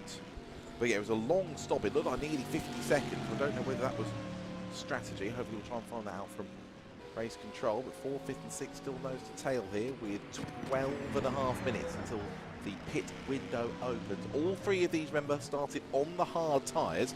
So naturally they will all go for something softer. It could be mediums, it could be soft when we get into the second half of the race. Jack Bonnie, remember, has a 5-second hold for a penalty in the first race. Oh, here we go. It's all getting a bit Red Bull 2011, isn't it? Yes. Be a lot of orange squad. Oh, a bit of contact. Nathan's like, just stop this. Well, Jack's made the move and he's made it stick, so he's now in P4. But Aaron's definitely not done yet. He's looking all over the back of him, and Nathan's just thinking, you two just crash into each other. So I can Nathan's looking at these two, who are both teenagers, going, I'm too old for this. I don't need this. I just want to go and watch the telly and do a Mark Webber and drink a load of orange squash. So on his outlap, Stanley's put a personal best in the middle sector of 35.6, but that is only a 10th faster than Gareth Boyle's just set personal best middle sector of 35.7. So carry on. Let me see if we can find out what Stanley's on. Undercut works, basically. Yeah, carry on, Ron. Let me see if we can find out what Stanley's done. Yeah, it's a bold strategy. I think because the pit stops are so long that I just don't think it's worth it. I really don't think it's worth it. Like, I think there's almost too much fear that you're going to run out of fuel, which you're not going to do. I just don't think you're going to do it. I can't see how people are running and potentially going to run out of fuel. So Stanley started on the hards. So, yeah, we're going to obviously mediums at least. Yes, yeah, you'd imagine unless he's going hard, medium. I was thinking hard, soft, personally. Maybe, but I don't know. We'll see if we can find out. These 3 still absolutely going for it as well. Just a quick mention for John Dean Smith, who is still plodding about. He's nearly 24 seconds behind Aidan Carter. He's 6.5 ahead of this bunch. Obviously, the fact that these 3 are battling is doing him a favour in that nice, lonely, comfortable 3rd place. He's very, very happy with that. Aaron having another look at Jack. All good, clean fun so far as they come into turn 14. We're on board with Nathan Burton. So that's Jack Bonnie at the head of the pack. Then Aaron Daly directly in front of us in 5th place. Then Nathan Burton, I think they complete another lap. 10 minutes to go till the pit window opens. Downhill into turn 1. There we are. 2 Corvettes. Then the Lambo. Such a difficult corner to get right is turn 1. Really difficult. The downhill aspect of it, you just lose grip of the car as it jumps down the hill. The car just doesn't like that change of balance, so to even think about sending an overtake in there is very brave. And Aaron is definitely starting to look a little bit ragged, maybe taking a bit too much life out of his tyres in that middle part of the stint. Just a confirmation from race control that Stanley has changed to mediums. Stanley has changed to mediums, okay. So maybe he might be looking stopping towards the end of the pit window, maybe going for softs then and doing a 3 compound job. Obviously he will still need to make a stop during the mandatory window, so Stanley definitely going for a 2-stopper. Nathan's definitely got a great run here coming into turn 9 on Aaron, who had an awful turn 8 as he goes up the inside. deep into the braking zone, gets the job done. Really, absolutely cleanly Nicely executed. done. But Aaron's going to try and slip in the slipstream now. And look at that. Brings the Corvette right back into play as he's thinking about sending it around the outside. Here he comes. He's almost too close. Almost too close to get the move done. Moves to the outside, late on the brakes. Oh. Nathan's compromised there by Jack, which gives Aaron the switch around. Absolutely expertly done, and now Aaron's up the inside for the final corner. Nathan's going to try and brave it round the outside. It's going to be a drag race going down to turn 1, and Nathan somehow manages to stay ahead. That is a cracking bit. Watch and learn, kids. That's a cracking bit of defending from Nathan Burton. Aaron might not have a go to turn 1. Nathan just goes nicely defensive. Would somebody like to remind these guys that they're in the same team? And this is between teammates, my goodness. And all this has allowed Jack to make his escape. I mean, not enough, obviously, to mitigate the 5-second penalty. He's got, obviously, Nathan's got 10 to serve when they have their pit stop as well. But it's cracking racing, and that was really good to watch, actually. It was very hard by both drivers and very, very fair. And I've got the feeling they will both be shaking hands and both thoroughly enjoying that when they get out of the pods in just under an hour's time. Absolutely brilliant. And Nathan, now that he's in front of Aaron, has put in a personal best first sector, 37.0.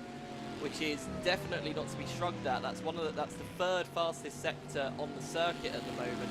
Third fastest driver on the circuit at the moment. So faster than Jack and John in front of him, and not too far away from the times that Martin and Aidan are putting in front. Oh! Nathan was miles away from getting that stopped and nearly hit Jack Polly at the rear end there. So again, commentator's curse once more. Start praising Nathan, and apologies for that. I'll just turn the mics off to the pit window now. We're just getting people into trouble. Shall we just start talking about Martin and Aidan both equally? And then John, to just make the race really interesting. We can't really talk about... Well, John at the moment is having a race that's about as interesting as the Olympic opening ceremony. So there's not much point talking about him. The only difference to him is it's not raining. So we'll leave John to do John things. And so Stanley puts in a personal best of 1:39.5, so which is faster than the cars in front of him. So I don't know if that's what he was going for.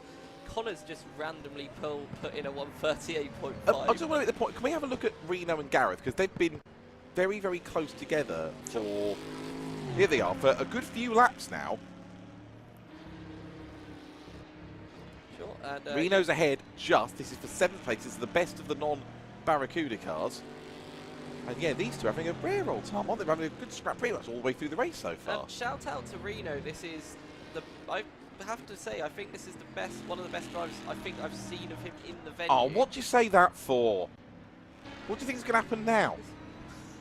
Why would you say such a thing? Well, when we're having this bad a day in the box. Shout out for him, because he's also ahead of Stanley, which is not normally the case. Normally it is the other way around in that team. So I just wanted to give him a bit of a shout out. I think he's putting in an absolutely brilliant stint. Oh my God, just make it stop, Grant. Stop, please just stop digging. Well, he's pulling away from Gareth. He's actually stop. Away. Will you stop throwing good money after bad? Please make it stop. Shall we cut back to Jack and Aaron? No, let's have a look. No, I think I'll have a look at the leaders, Grant, because that gap's come right down. I wonder if the tyres have finally given up. 40 minutes into the race. I mean, he's got them further than I did before I started. He's dropped into the 38. Here are your race leaders. The gap's down to just over half a second. I don't know. Is Aidan going to be happy to sit there? Is he going to think he can overtake? We've got 5 minutes till the pit window opens. I think Martin is probably going to come in fairly early to get rid of those softs. What Aidan does, I don't know. Come from turn 8 down towards turn 9. We've gone picture in picture with Jack and Aaron and Jack and Nathan. Aaron and Nathan again, because they've all concertinaed it up once more. And Aaron now putting in personal best lap times too. So the pace is coming up for all three of those drivers.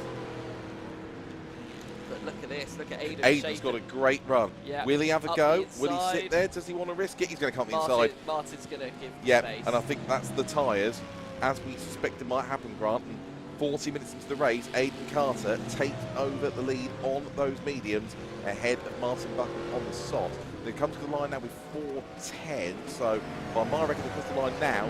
3 laps time, they can pit by my back of fag packing maths. So 3 laps to go to the pit window opens for. That's probably more principally a problem for Martin. I'm sure we'll pit pretty much immediately. And look at this, 2 and with 3 the though. Barracuda cars. Oh, I can just see you in the background going over the cliff and over the top of the hill side by side. Jack Bonney makes the move again, but Aaron resends it back up the inside. Jack pushes him wide, makes him do it the long way round. And, oh, it's very close, and they're going to be side by side across the line. Absolutely watching the picture. This is absolutely, you can tell these drivers have just done a season of touring cars before they did this, can't you? Yes. Absolutely brilliant racing. We'll go to the full screen for this now. Oh, big ball from Jack. That's going to set Nathan up as well. Nathan's going to be thinking, I can make a move from this. You know what? I think Nathan's probably just in this race thinking, this is just great. I'm just having fun here. He has got the ringside seat for all the action, hasn't he? Look at this. He's thinking about it up the inside. That would have been a lunge of all lunges. I'm glad he backs out of that because I don't think that would have worked. The last time I saw a lunge that big, Joey was wearing all of Chandler's clothes. If you know, you know. So, Aiden Carter at the front, by the way, is extending the gap to about 2/3 of a second. We've gone back to Reno and Gareth, and it's really good, given obviously we've only got now 10 cars in the race. We've got some great battles going on up and down the field. It could have very easily have got very spread out, but it's been a cracking first half of this race. It really has. Only 2.5 minutes in the pit window now. Yeah, and all Reno's gone wide there. Gareth's going to come through. Gareth gets the position. Can Reno then outbreak into the next corner? No, he solidifies the position.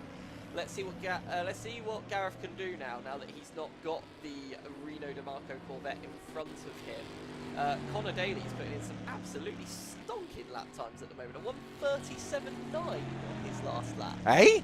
1:37.9. Where's that come from? Like, I don't think he's pit, although he might. Hang on. He's 8/10 ahead penalty of for Stanley. Reno. That can, I would assume, be track limits. Be track limits, yeah. That's a shame. Yeah, I must say the two. Again, I don't want to be commentators' curse, but the two Daly brothers have both had a really, really good performance so far. I've got a feeling that Conor has pit. That's my theory there, because he's suddenly 91 seconds behind Reno. No, he was a fair way behind. Was he that far behind? I don't know. That's a long way behind. But he's not come up saying as Reno's just pit as well. Is that the that's and a half before? That's, he's taken. That's the penalty. Course, that's Reno's penalty. That's fair. Fair enough. Makes sense. So the lead is still less than a second. Martin hasn't let Aiden get away. So they're going to cross the line at the end of this lap. And then for them, effectively, the pit window is open. So yeah, Reno is coming straight through. It's a drive-through, isn't it, rather than a stop-go? So yeah, he's come straight through, 17.5 seconds. So Reno will rejoin in 8th place. It's a shame that that's temporarily halted that battle as well. Yes, you never know whether that might come together later. I hope so, just for entertainment reasons. Absolutely. But I have to say, Martin's definitely not just let Aiden run off as well. No, and I think it's worth watching them now as they go onto this lap, because I think Martin want to get rid of those softs. So I would Jack suspect. is also once again shaping up Aaron Daly going into the chicane for this about is umpteenth time. Ooh. So I think they've both continued on, so neither of them have pit in terms of the two leaders, as the pit window's not open. Very much. Yet. Nathan's about the same age as the two of them put together. And Nathan's not an old man. Nathan's younger than I am. Playing the long game very much. So 2-1, we reach the halfway point in the race. The pit window is open. So let's have a look, if we can, Grant, and see with the leaders whether Martin Bucken is going to come in straight away, get those soft tyres off.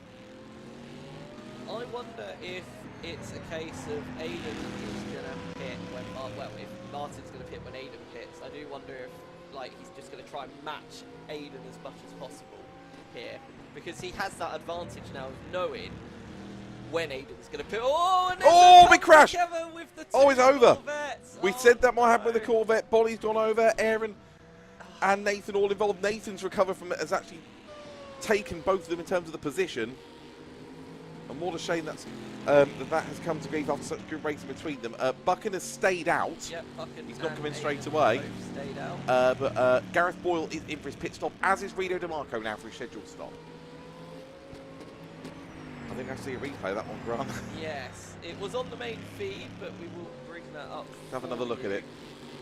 Because I'm just going to do it this way. I know it's ugly, I apologise, stream connoisseurs, but it's the easiest way to get to it.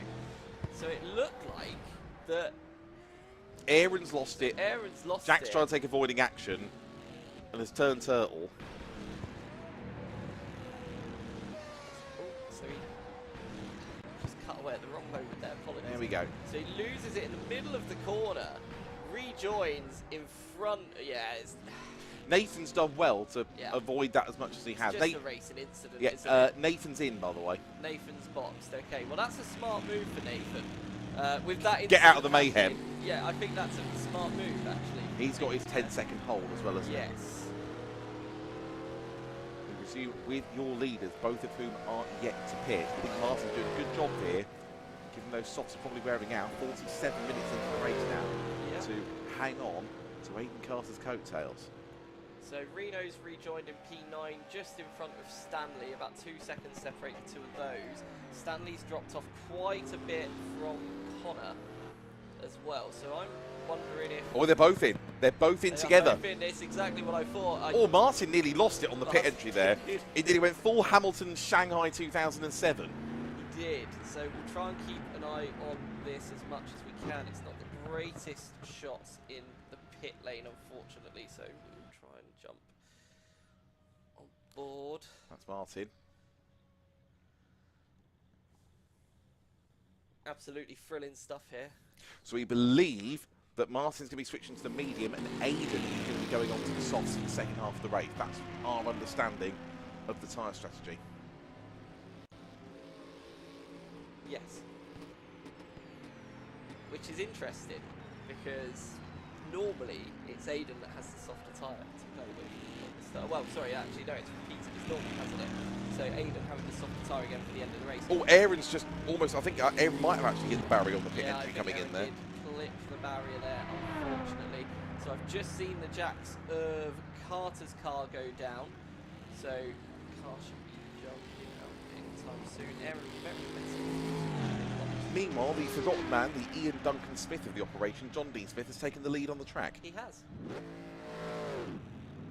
So 101.9 stationary for Martin Bucken. 1.8, I should say. 103.4 for Aidan Carter. I think Bucken's got him. I think Bucken's got him in the pits, you know. I think Martin's coming out first. He is. 1.6 seconds quicker. And effectively a change of position for the lead in the pits, effectively. And Bucken's back in front. But we believe Aidan Carter's now on the softs. Yes. So this could get very, very spicy. But are we going to now see a reverse of what we had in the first stint, where Aidan's tyres go right off at the end? Martin's pushing that. He's seriously been trying to get some tyre temp in. But yeah, really, really good times.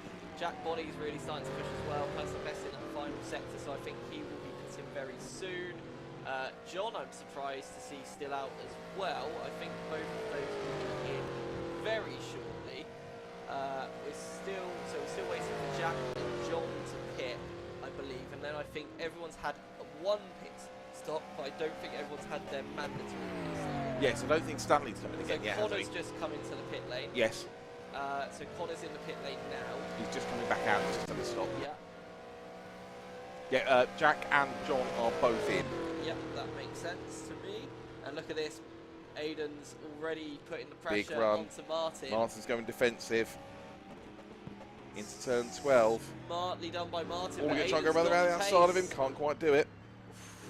Oh, the switch from Aidan there. If it's going to be like this, that's a big ask for Martin to defend like this for 40 minutes. Yes. And he went a bit wide coming out of 14 as well. But what an absolute... Good run this for Aidan. Very good run this for Aidan. Yeah, look at this. He going for a turn. A big look. Oh! That was brave, to put it lightly.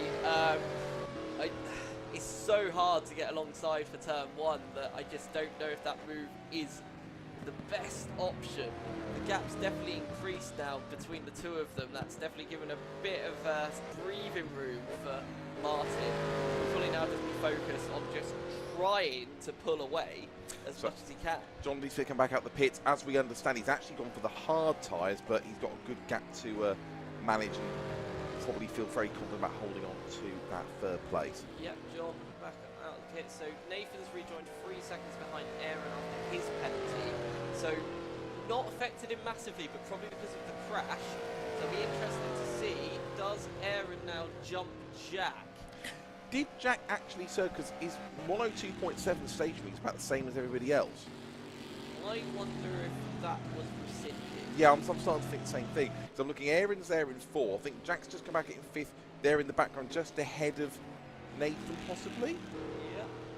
Back to the leaders. Because once again. Into turn 12. So, for the outside, once again. Trying to find the grip on the out. You can see exactly what Aiden's trying to do to work out what he needs to do to get the right line and the right braking point and the right grip to get Martin around the outside. Because Martin will just park it there. Yes. But another good run coming to turn 1. It's not a big braking point for turn 1, so it's a tricky enough. You do want to go for a send, and I don't think Aiden will this time. No, and he doesn't. It's a higher speed corner than it looks, because yes, you can carry so much speed from it when you get it right. It's about 90 miles an hour at the apex. Trying to get up the inside there, if you're up the inside of somebody, you're just going to push them stupidly wide, which they could then argue you've pushed them off the circuit. So it's a very risky place to try and send it. But look how much confidence Aiden's got in the first sector there. Like, stuck to Martin's car like glue. So Martin Bucken basically facing just over 37 minutes of driving and basically can't afford a mistake. No. Not even one. So Aaron in P4, Jack P5, 2.5 seconds, 2.3 now off of Aaron Daly.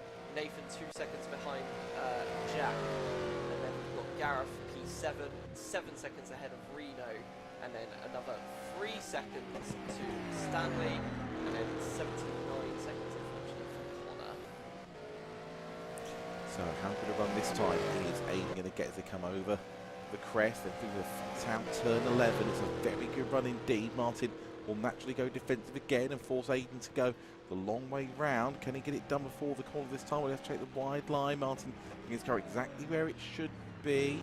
Turns it in a tighter line this time from Aiden Cars, comes through 13 into 14.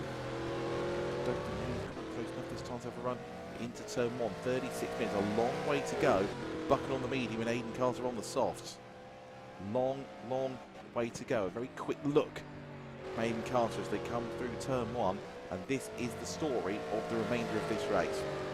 Absolutely, and I guarantee that Aiden is loving every moment of this. Just piling on that pressure. It's such a nice feeling when you are the faster driver. Yes, it might be a bit frustrating that you can't just sail past, but knowing Aiden as well as I do, I know that they'll be really enjoying driving the car very wide from Martin there. Especially when there's time left in the race. He's not feeling like a touring car race. There's 2 free laps, so I've got to make a move. He's got 35 minutes left. He's got plenty of time to prise open a gap. He's not going to take much of a mistake. It really is when he's got this much of a tyre advantage to get through and make his move and get into the lead. Through turn 8, they're following each other absolutely neck and neck. One mistake and it's all over. So Martin, with all the pressure in the world, but somehow staying as cool as anything. Like, last time I saw a Scotsman facing one mistake and it was over like this was in Highlander. Well, I don't think we're going to take Martin Bucken's head off. That's the best run Aiden's had. Oh, he found the gap. Oh, if he found the gap there, you can see exactly what Aiden Carter's trying to do. Was so aggressive for Martin there, but he had to do it. Had to hold the line. That move was coming, and that, if anything, is just going to try and tempt. Oh, he got for it, turn 14! Look at this. Has he got the drive? Side. I think if he's got the drive, has Martin got clear? Martin's just got the traction out the corner. Oh, I don't know. I think Aiden might have to go into turn 1. It's going to be tight into turn 1. That's going to be. He's got to go for it. He's got to go for it. He has gone for it. Absolutely. And Aiden's through. Set up very nicely. Aiden Carl takes the lead. Go away. I don't think Martin's going to go away. He's got to fight back now. He's not going to have another time Aiden will get away. He's got to fight back immediately this lap. He's got to stick just right with him. such a technical part of this circuit. This is so tense. In the dirty air around here as well. It's so hard to follow a car around here. Aidan Carter takes the lead with just over 34 minutes to go. Stanley's coming for his second stop. That's very early. That's a 20-minute stint. Yeah, 4 minutes to go to the pit window, so I thought it'd take a couple more laps than that. So now, much like the end of the first stint, it's back a case of one driver hanging on to the other's coattails. Will we see Aidan get away, or will Martin manage to hang on to him? It's a lovely move. It was set up, what, 3-4 corners in advance? Yeah. Very, very well done. It almost felt personal from Aidan after that aggressive shot into the door. I think that just made Aidan really determined to get the job done after that. Absolutely beautiful textbook move. Martin's not out of this. I mean, good run. He's still very much in the slipstream. Not close enough to make a move, but close enough to stay right in touch. And that's exactly that's the best Martin Bucken I think can hope for at this stage of the race. I would note that John Dean Smith has been consistently lapping faster than him. And on that last lap took 7 tenths of a second. So yes, it's 29 seconds back, but that's really good pace from John Dean Smith at the moment. Yeah, 29 seconds behind Martin and 24 ahead of Aaron Daly. He's had a very low third place, but he's putting in an absolutely brilliant job. Contemplating the existence of being the need for skirting boards, the mysterious health recovery of Celine Dion for the opening ceremony, where she did an absolutely fantastic performance. A number of things I was going to say, but there will be F1 spoilers, which I can't. Yes. I want to, but I can't. Yeah, we'll keep that to ourselves, just in case Yeah. people haven't seen it. The continued failure of Britain's tennis players to cut it international level. Now Andy Murray's retired. Well, look at these two again. This is Aaron. Oh, for goodness sake. They found each other on the track once again. They're like two drunks leaning on each other. That's a bit harsh, to be fair. It's been an absolutely cracking race between them. Fourth and fifth, it's been clean, no errors, big slide between Jack Bond comes into turn one. They're 32 minutes left. They cleared Nathan as well. I know Nathan had a longer penalty, but he's now, nearly 5 seconds behind. Nearly 5, yeah. What tyres have they? Have they all gone hard medium? Yes, they have. They've all gone from hard to medium, so same tyre choice for all three of them. Jack at the moment is just flying with 38.1 that last lap, which is the same pace as our race leader Aidan Carter. So Jack absolutely on a mission right now, as Aidan puts in about 37 seconds to solidify that lead up front over a second. And Martin can only respond with a 38.4, and the gap's up to just over 1 second. Good run this for Jack though. Turn 9, we'll be surprised whether we're in turn 9, because you can see where it opens up. It's a much wider track, it's not that big a stop. They're both really pushing the limits now, and I think better run now for Jack. Will he have the inside for turn 11? It might leave him vulnerable sitting for turn 12. He might be passing it too early. He can't go side by side through there. Oh! Yes, he can apparently, but this is going to get all crazy into the chicanes. These two have a lot of history through this race. It's been a very electrifying debut to the sprint series for Jack Bonney, but I am very impressed with the racecraft.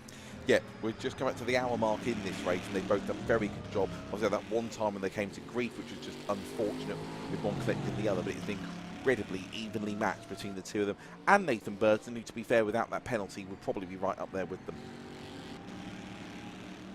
They've got Michael Daly cheering on Aaron Daly, so thank you for watching, Michael. And Max Verstappen, I probably shouldn't say that actually, says let's go Orange. So yeah, apologies for that one. I read that one before I said it, before I read it. Never work with children and animals. Never work with children. So yes. Aidan Carter is just starting to ease away now, and he's done personal best sectors in sectors 1 and 2. And he is working his way away from Martin Bucken. Across the line, fastest lap of the race by Aidan Carter, 37.4. Bucken can only do a 37.9, and the gap is up to 1.5 seconds, and Aidan Carter is easing away from his only rival for the win of this race. Purple time of 37.4 is insane in this part of the race. Purple time. So fast. Purple time. I'd also like to note in the previous lap, when Aidan did the other one in 37.7, Aidan was lacking Gareth Boyle on the lap. Okay. To be fair, that's pace of Aiden Carter. actually no. I was saying that demonstrates the pace of Gareth Ball. It does. In a decent, Well, Ball's only been lapped for the 1:38. first time. It's taken Aiden an hour to get round and lap him. Yeah. I think that demonstrates. I think we've not had that many offs here. We've had some races in the past where lots of drivers toward the back of the field having loads. And I don't want to commentate curse again. Having loads and loads of offs and end up 2-3 laps down. Everyone, even the ones at the back of the field, they've all maybe had 1 or 2 bits of scrape. They've all driven overall very well. Let's see if Jack have a go here at Aaron into turn 1. He's got to have a go with a run like that, surely. Yeah, Aaron Yes, he leaves the does. space. You have to leave the tight. space. That You was have to leave the space. perfect. Nicely done. Good bit of racing. Fair Jack's into play. 4th. And now this is going to be interesting to see if Jack can get away. Finally, Well, Samantha- having been fighting with this annoying blonde wasp for an hour. Samantha gets her wish, cheering on Jack. Go, Jack, go in the chat. So that one was for you there, Samantha. As we continue to see this battle, can Aaron now be a further annoyance to Jack Bonney? But I have to say, Aaron is driving absolutely impeccably today. I'll tell you what, just thinking ahead and everything, our next... The gap to the leaders is just suddenly nothing. Oh. Hello, what's happened there? So Aiden's had a lap time deleted, Has he gone off? and all of a sudden it is only 0.2 of a second It- between our leaders. It was 1.5. Grant, you might have to have a quick rewind and see what we can find. And see if Aiden hadn't off maybe at turn 12. Let's have a look. We're keeping on with this. You're looking at the live pictures. The gap was big. He's come through 10 and 11, and the gap still as it was. It was about 1.5 So it's seconds coming on the sector. He's come through turn 12. 13 still looks like just looks very slow. So Aiden's come through. I should explain to people obviously can't see. He's come through turns 12, 13, and 14. I wonder if Aiden was trying to avoid getting track limit points. I think that's what's happened there. Is he? You reckon he's on the limit? I on think- the limit for track I limits? think Aiden saw track limits calculating, and maybe they've got near max points. I would like to find out, but obviously for impartiality Straight reasons, off. I'm probably not allowed to ask. We don't know unless it crops up on their screen, so we only see the points. We'll only know if he gets a penalty. Yeah, exactly. So, that's thrown a spanner into the works. 'Cause to me, that looked like because he took a lot of apex, he took a lot of curb. This is the third race we've had here. We've had Atlanta, we've had Mugello, and now we've had this. And every single time we think the race is settled, it's going out, some spanner gets thrown in the works, and something happens.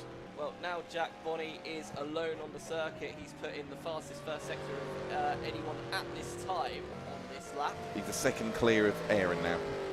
So Jack gonna start to deliver on some pace, but unfortunately 25 seconds behind John Dean Smith with only 26 minutes to go. That could be as far as he gets. Yeah. But still, great job. That was a brilliant overtake. And credit to Aaron. John, meanwhile, is about 10 minutes away from completing his Open University degree, as he's got nothing else to do. John having a great time. And redecorating my kitchen, which was nice. Good job, John. 32 seconds behind Martin and 25 ahead of Jack. Samantha very happy to see Jack make that move with lots of emojis in the chat and Good lots stuff. of wooing. But thank you for your support. I'm sure Jack will be very happy to hear about it as well. But yeah, Jack's doing a really good pace at the moment, 1:37s, and Aiden, I think, had another lap completed. Aiden's not a track limits kind of driver, though. That's the thing that I find most... He's not the kind of person I would think to be really pushing. We've not seen anything particularly... Well, the final in that couple regard. of chicanes, if you get 2 wheels over the second part, and it's very easy to accidentally get a third over. Yes. It's so easy. And it's nothing on the driver a lot of the time. A lot of the time you feel like you've not done anything wrong until you watch it from the outside. Because the system's automated, it is very black and white. It's like you're either over the line or you're not. Yeah. And I have tamed them a little bit because they were too harsh, where you would make a mistake. Using your digital whip. You would make a mistake and it would still penalise you, which obviously isn't particularly fair. So let's take stock of the race then. We've got all the pit stops out of the way. We've got just over 24 minutes left. So you're looking at your leaders. Aiden Carter on the mediums. Aiden Carter on the softs. Martin Bucken on the mediums, keeping them honest.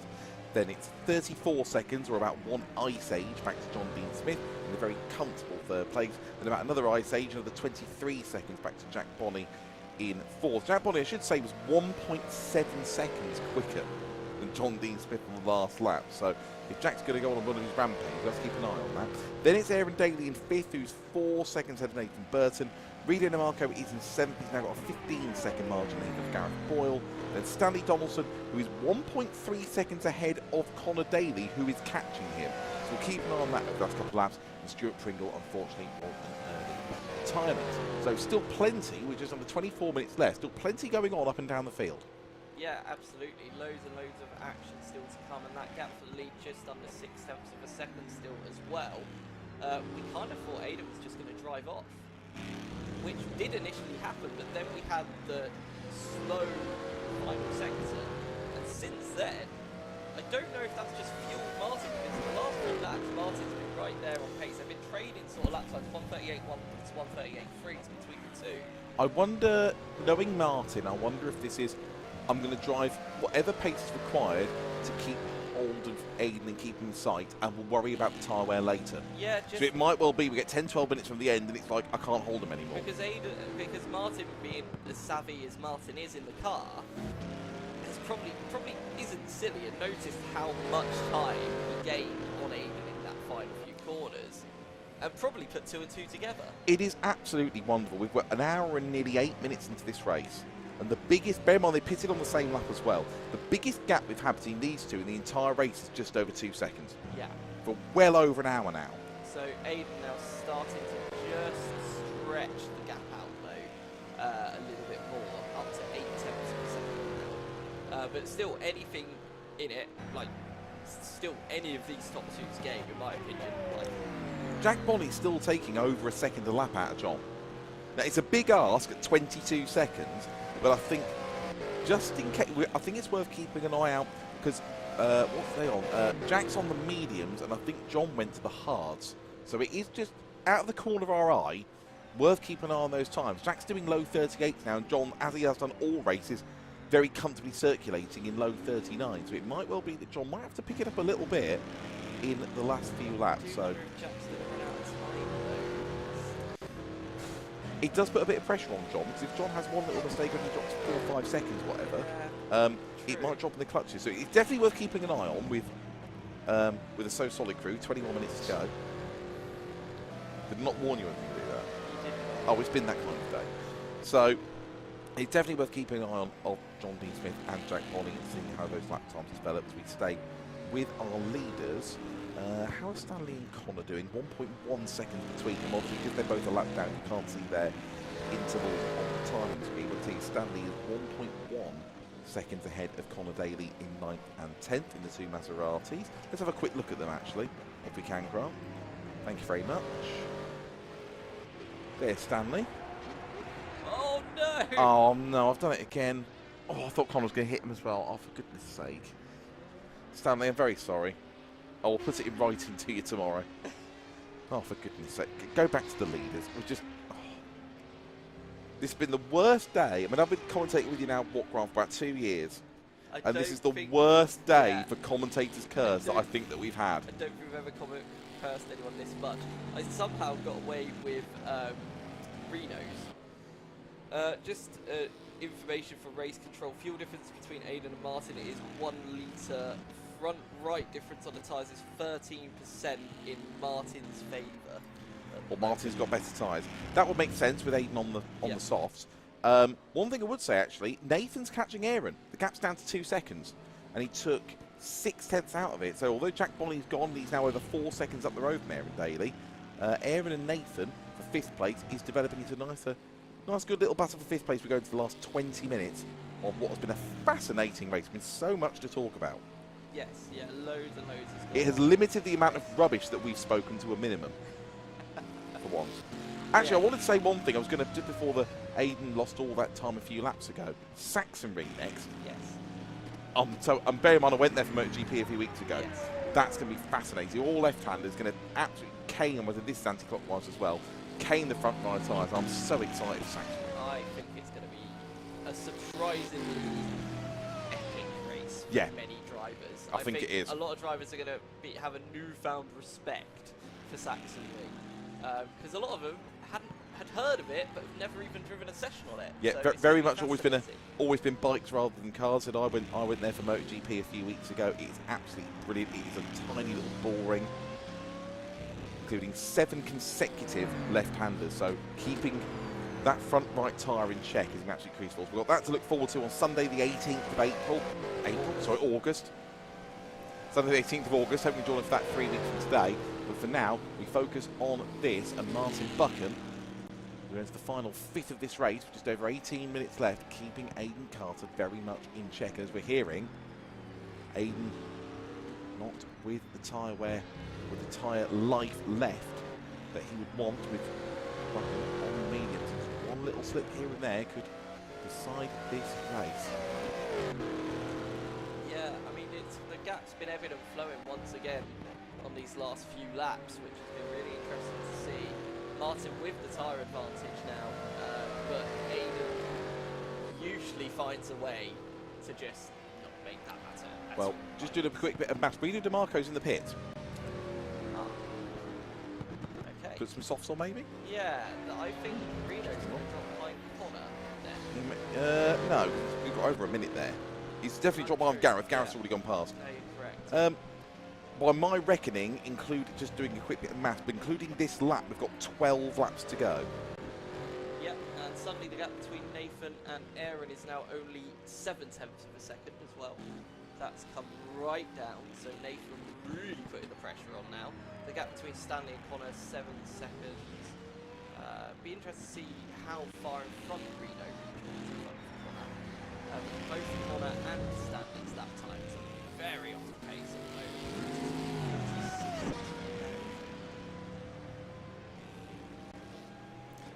Yeah, unusual.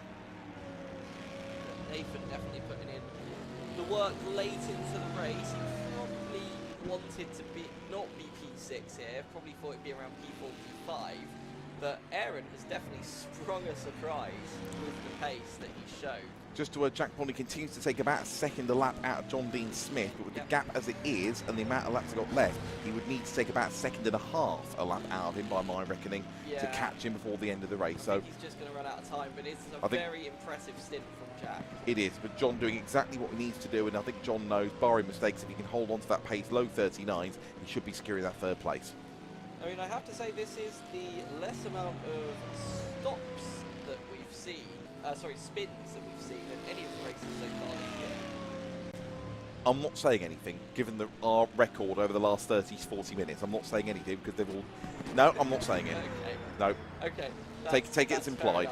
Well, shall we commentate on this amazing battle that shaped up with Nathan lining up Aaron? Is it safe? It's safe. Let's find out. So Aaron and Nathan got a very good run through turn 11, so Aaron's going to have to hold the defensive. Oh, he's gone right, actually. He might have just left the door gaping wide open there for Nathan. He doesn't want to fight to see because Nathan's going to come right up the inside there into turn 12. And that very much had a feeling of after you, Claude. Yeah. And Aaron didn't seem to want to fight that too hard. I'm wondering if Aaron's thinking, I'm having such a good race, I'm doing so well, do I really want to risk a crash with Nathan right now? Yeah, it would be a good result for Aaron. He's had a very good, consistent race. Well, Gareth, it looks like he's come back in. I was about to say, Gareth is the next guy behind, and the gap is the best part of a minute, so there's no risk from behind. No risk from behind. Some personal best sectors for Reno, apparently pitting onto the side. Oh, big slide for Aaron. Fair play. Love that. Absolutely love that. Personal best final sector for Nathan during that overtake as well, which is very cool. Probably from the slipstream as well, has to be said. But overtaking and doing that is very impressive as well. But Aaron's not giving this up without a fight all of a sudden. It's almost like he's changed his mind. No, but as we go into the last 15 minutes of this race, God, it's gone quickly. Yes. We do need to start thinking about our leaders with about 9 laps to go, and how this is 9 or 10 laps to go, and how this is going to shake out, because Martin Bucken is still only 1 second behind. We know from what we've been told he's got a bit of tyre life in reserve, but how's this going to play out? I don't know how. It's like the Truman Show. How's it going to end? If Martin could make extend the life of those socks first into 50 minutes, was it? Near enough, 48, 49, I think. Then Aiden shouldn't have as much of a drop-off, especially with the less fuel as well. So you'd have to say advantage Aiden in that sense, but we're being told constantly that Martin's tyre wear is a hell of a lot better than Burton, which you would also expect, but the gap of the lap time is not suggesting that, really. He's just some sort of non-giving up racing guy. Now we enter endgame. So just under 8 tenths between them. Jack Bolling's still taking a second lap out of John Dean Smith, but the gap's still over 17 seconds. So good there. Jack's probably slightly frustrated that he didn't get in front of Aaron much earlier in the race and just pull away. Yes. It's going to be a what could have been for Jack, I think. I guess he probably wasn't thinking at that point that a podium was on. As Martin gets a lap time deleted as well. But I do wonder if Martin's kept some track limit points in reserve.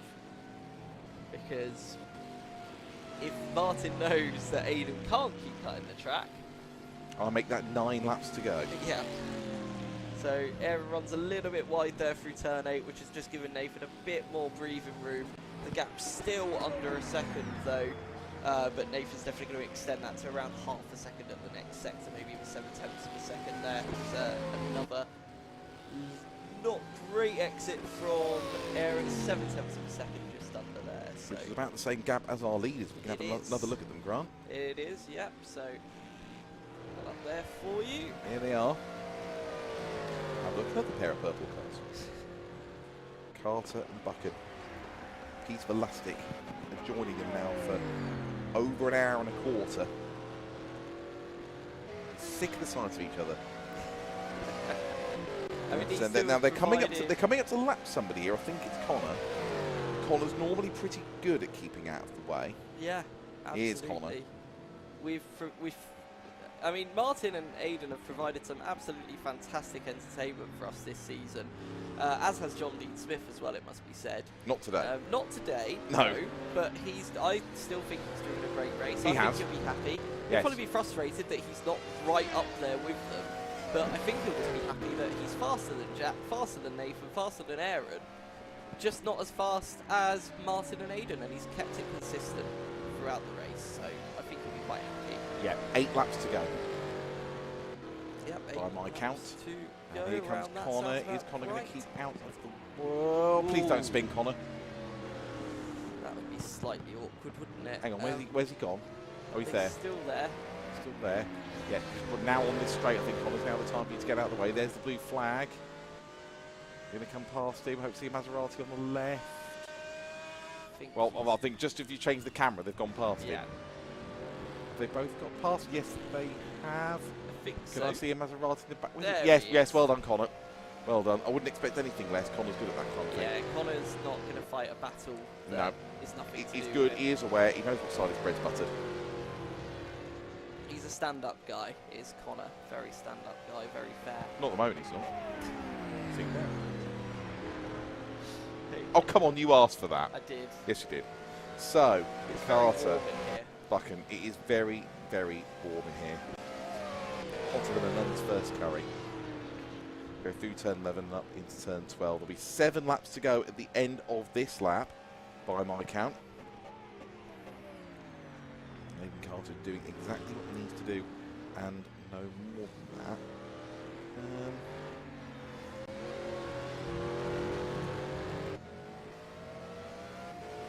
It's just evident flowing again, isn't it? So yeah, staying within 8 tenths of a second, although Aiden managing a 37.9 that last lap, which isn't going to do the tyres too good, but the other drivers must look at these two and just think, how the hell are you able to keep that consistency of lap time? Because so many drivers struggle when the tyres just start to drop off, whereas these two just have that little edge, but they can just stretch out the tyre life throughout the whole stint, and it's very impressive.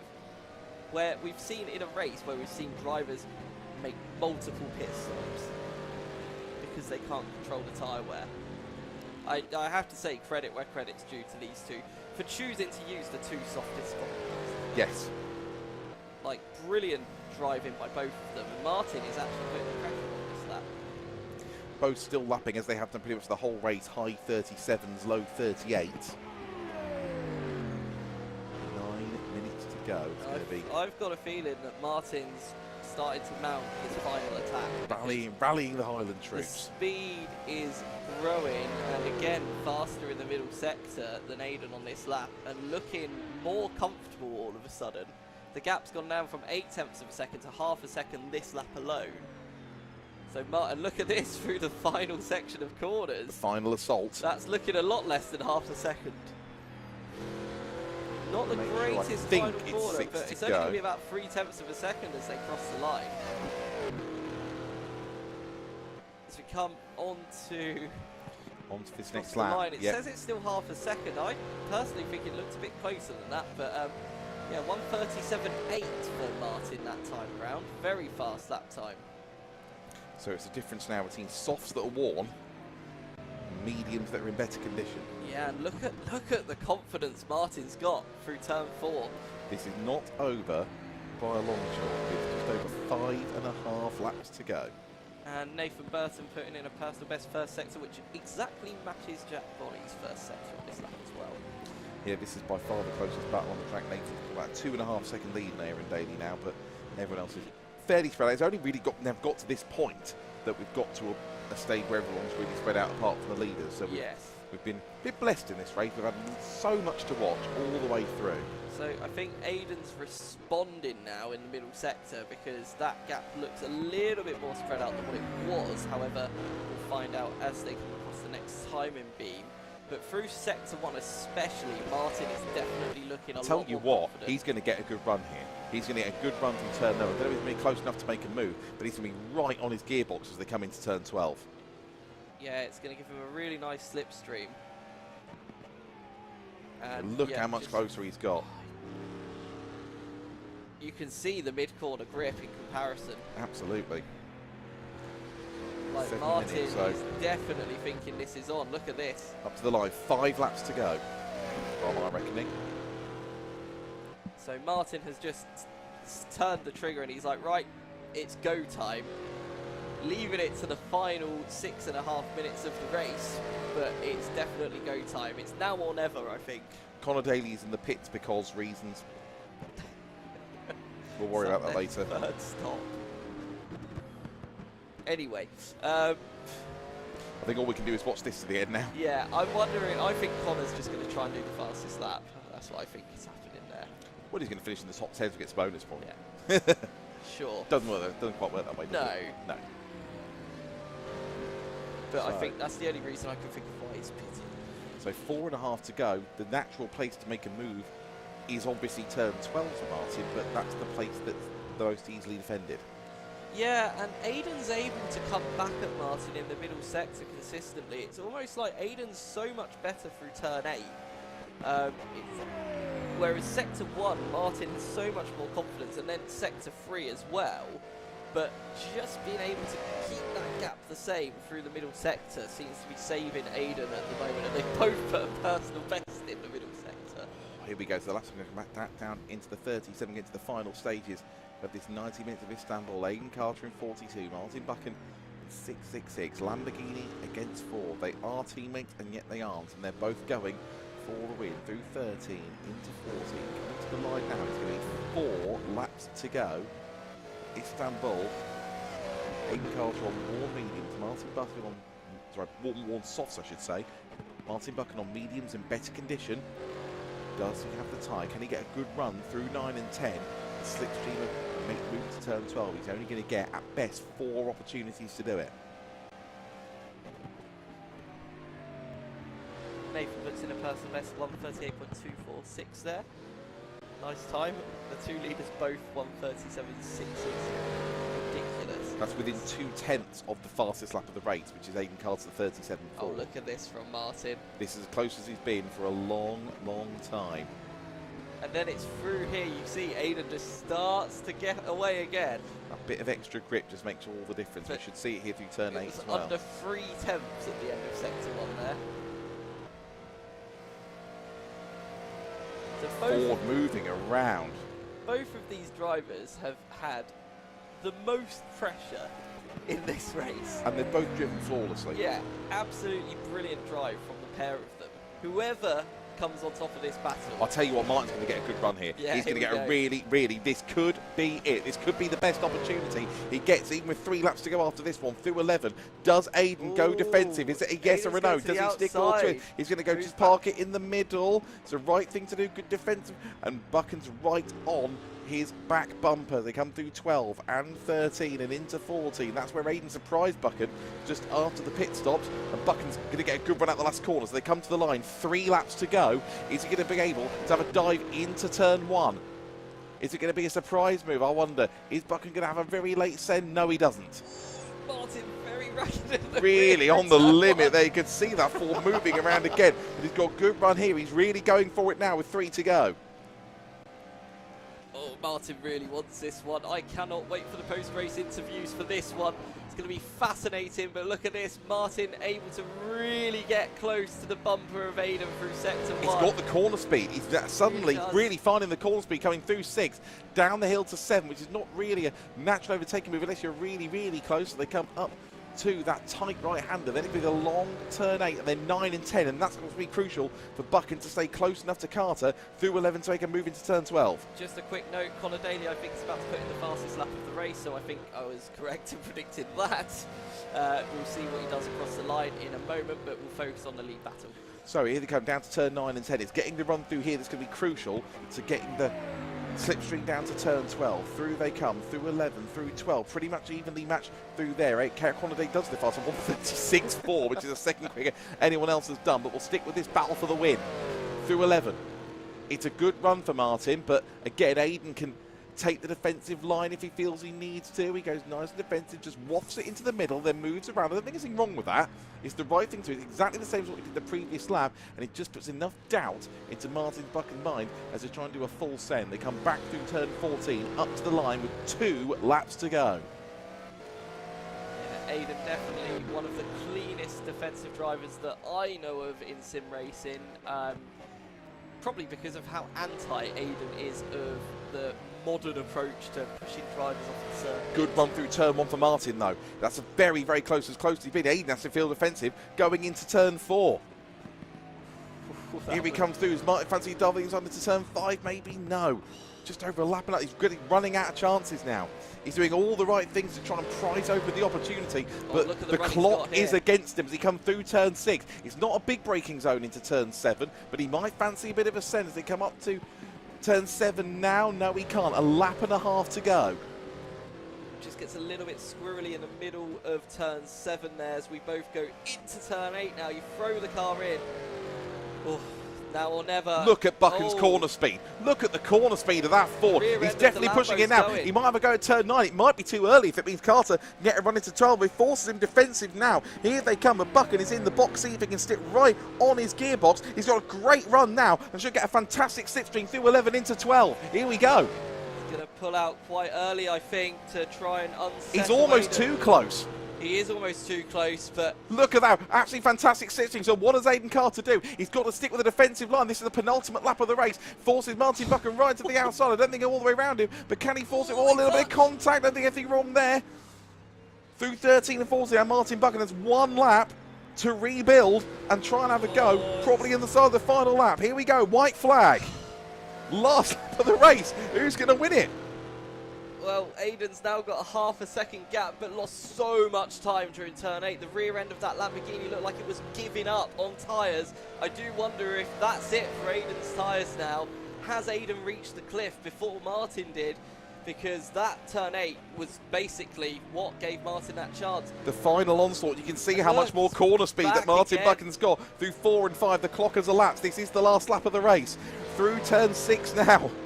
It's been like this for an hour and a half, but who's going to come out on top? Is it Carter? Is it Bucken? Down to turn 7 for the final time. I think Martin, it's going to be turn 12 or bust, I think, because he wouldn't want to risk it at turn 9 because it's going to leave him open for the slipstream into turn 12, surely. Here they come into turn 8, half a lap to go. Half a lap to go. Little bit of comfort, so this next couple of corners is crucial. If Martin's going to get close, has a really good exit at turn 8. That's exactly what he wanted. Might have to go for a bit of a double bluff into 9. This is the crucial corners. Get the great run out of 9 into 10. Little bit wide from Aiden Carter. The mistake might be made. Here we go. This is it. This is the move. Here we go through turn 11 into turn 12. This is where this race is going to be decided. Aiden's going to have to go super defensive now. Can Martin Bucken find the gap as he comes to the last 3 corners of this race after 90 minutes? He's on the outside. Is he going to try and go all the way around? Aiden goes very, very deep. Can he cut inside him? No, he can't. And I think Aiden might have it unless Martin goes for a full dive at the last corner. No, he can't do it. And Aiden Carter, a full-on defensive action. Martin's got a great run through the last corner, but Aiden Carter is just going to hold him off and wins by about 2 lengths. My goodness me, 0.151 of a second after half an hour and a half of racing. And Aiden Carter wins the 90 minutes of Istanbul. Wow. And he earned that. Yeah. My goodness me, did he earn it.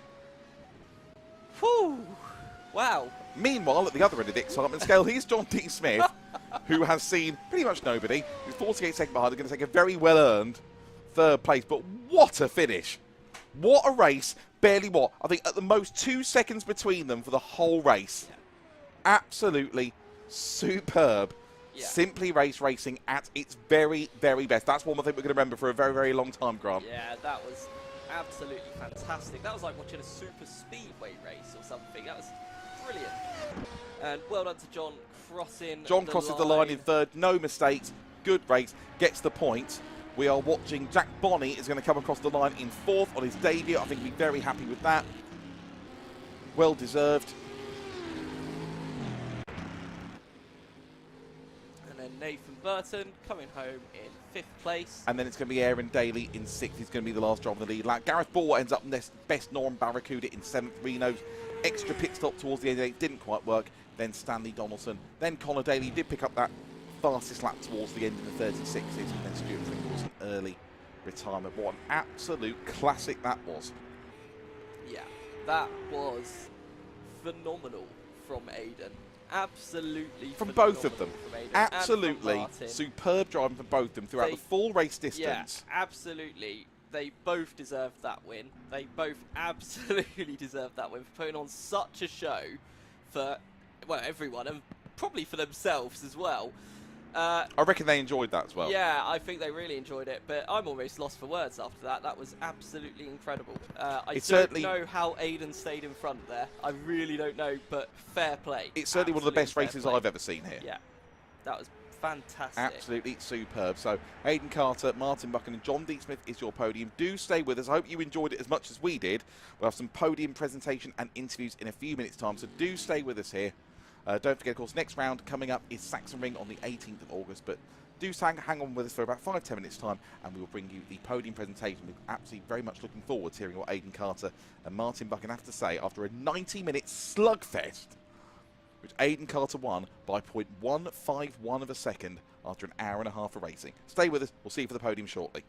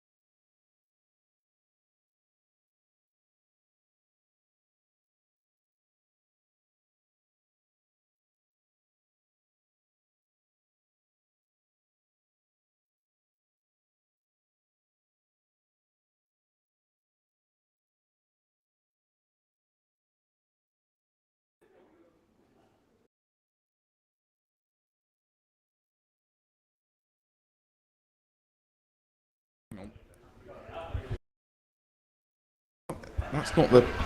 No, that's the... Don't know where the switch is.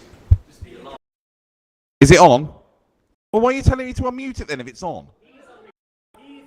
Well, unmute it then. I'll get it together for Christ's sake.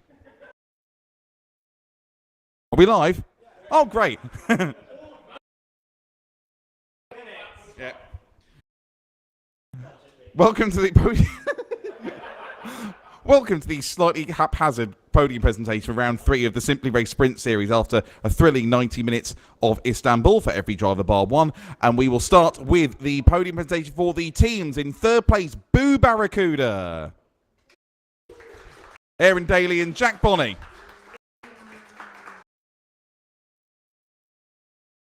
Our runners-up in the team's classification was Oo Barracuda, Martin Bucken and Nathan Burton. And your winners are Only Barracuda, Aidan Carter and John Dean Smith.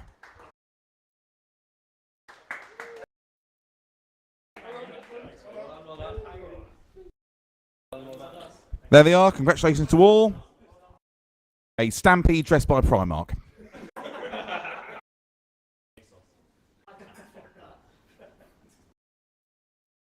That's great. Thank you for your team's classification. And we now have our podium for the drivers. Finishing in a stultifyingly dull 3rd place was John Dean Smith. And John, your very, very narrow runner-up, and he deserves a great round of applause. He drove a great race, is Martin Bucken.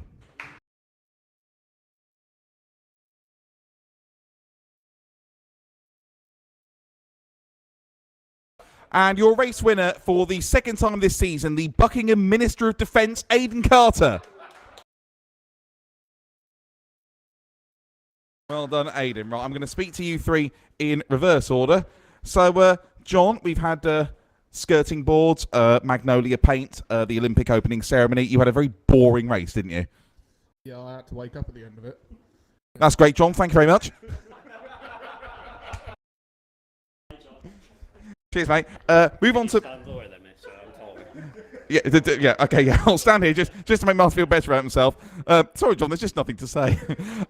So, Martin couldn't quite find the gap at the end, but there was, I think, no more than 2 seconds between the two of you for the whole race. It was an absolute thriller. So, how was it for you? All right, yeah. No, it was good. It was good fun. I probably had a more boring race than John did.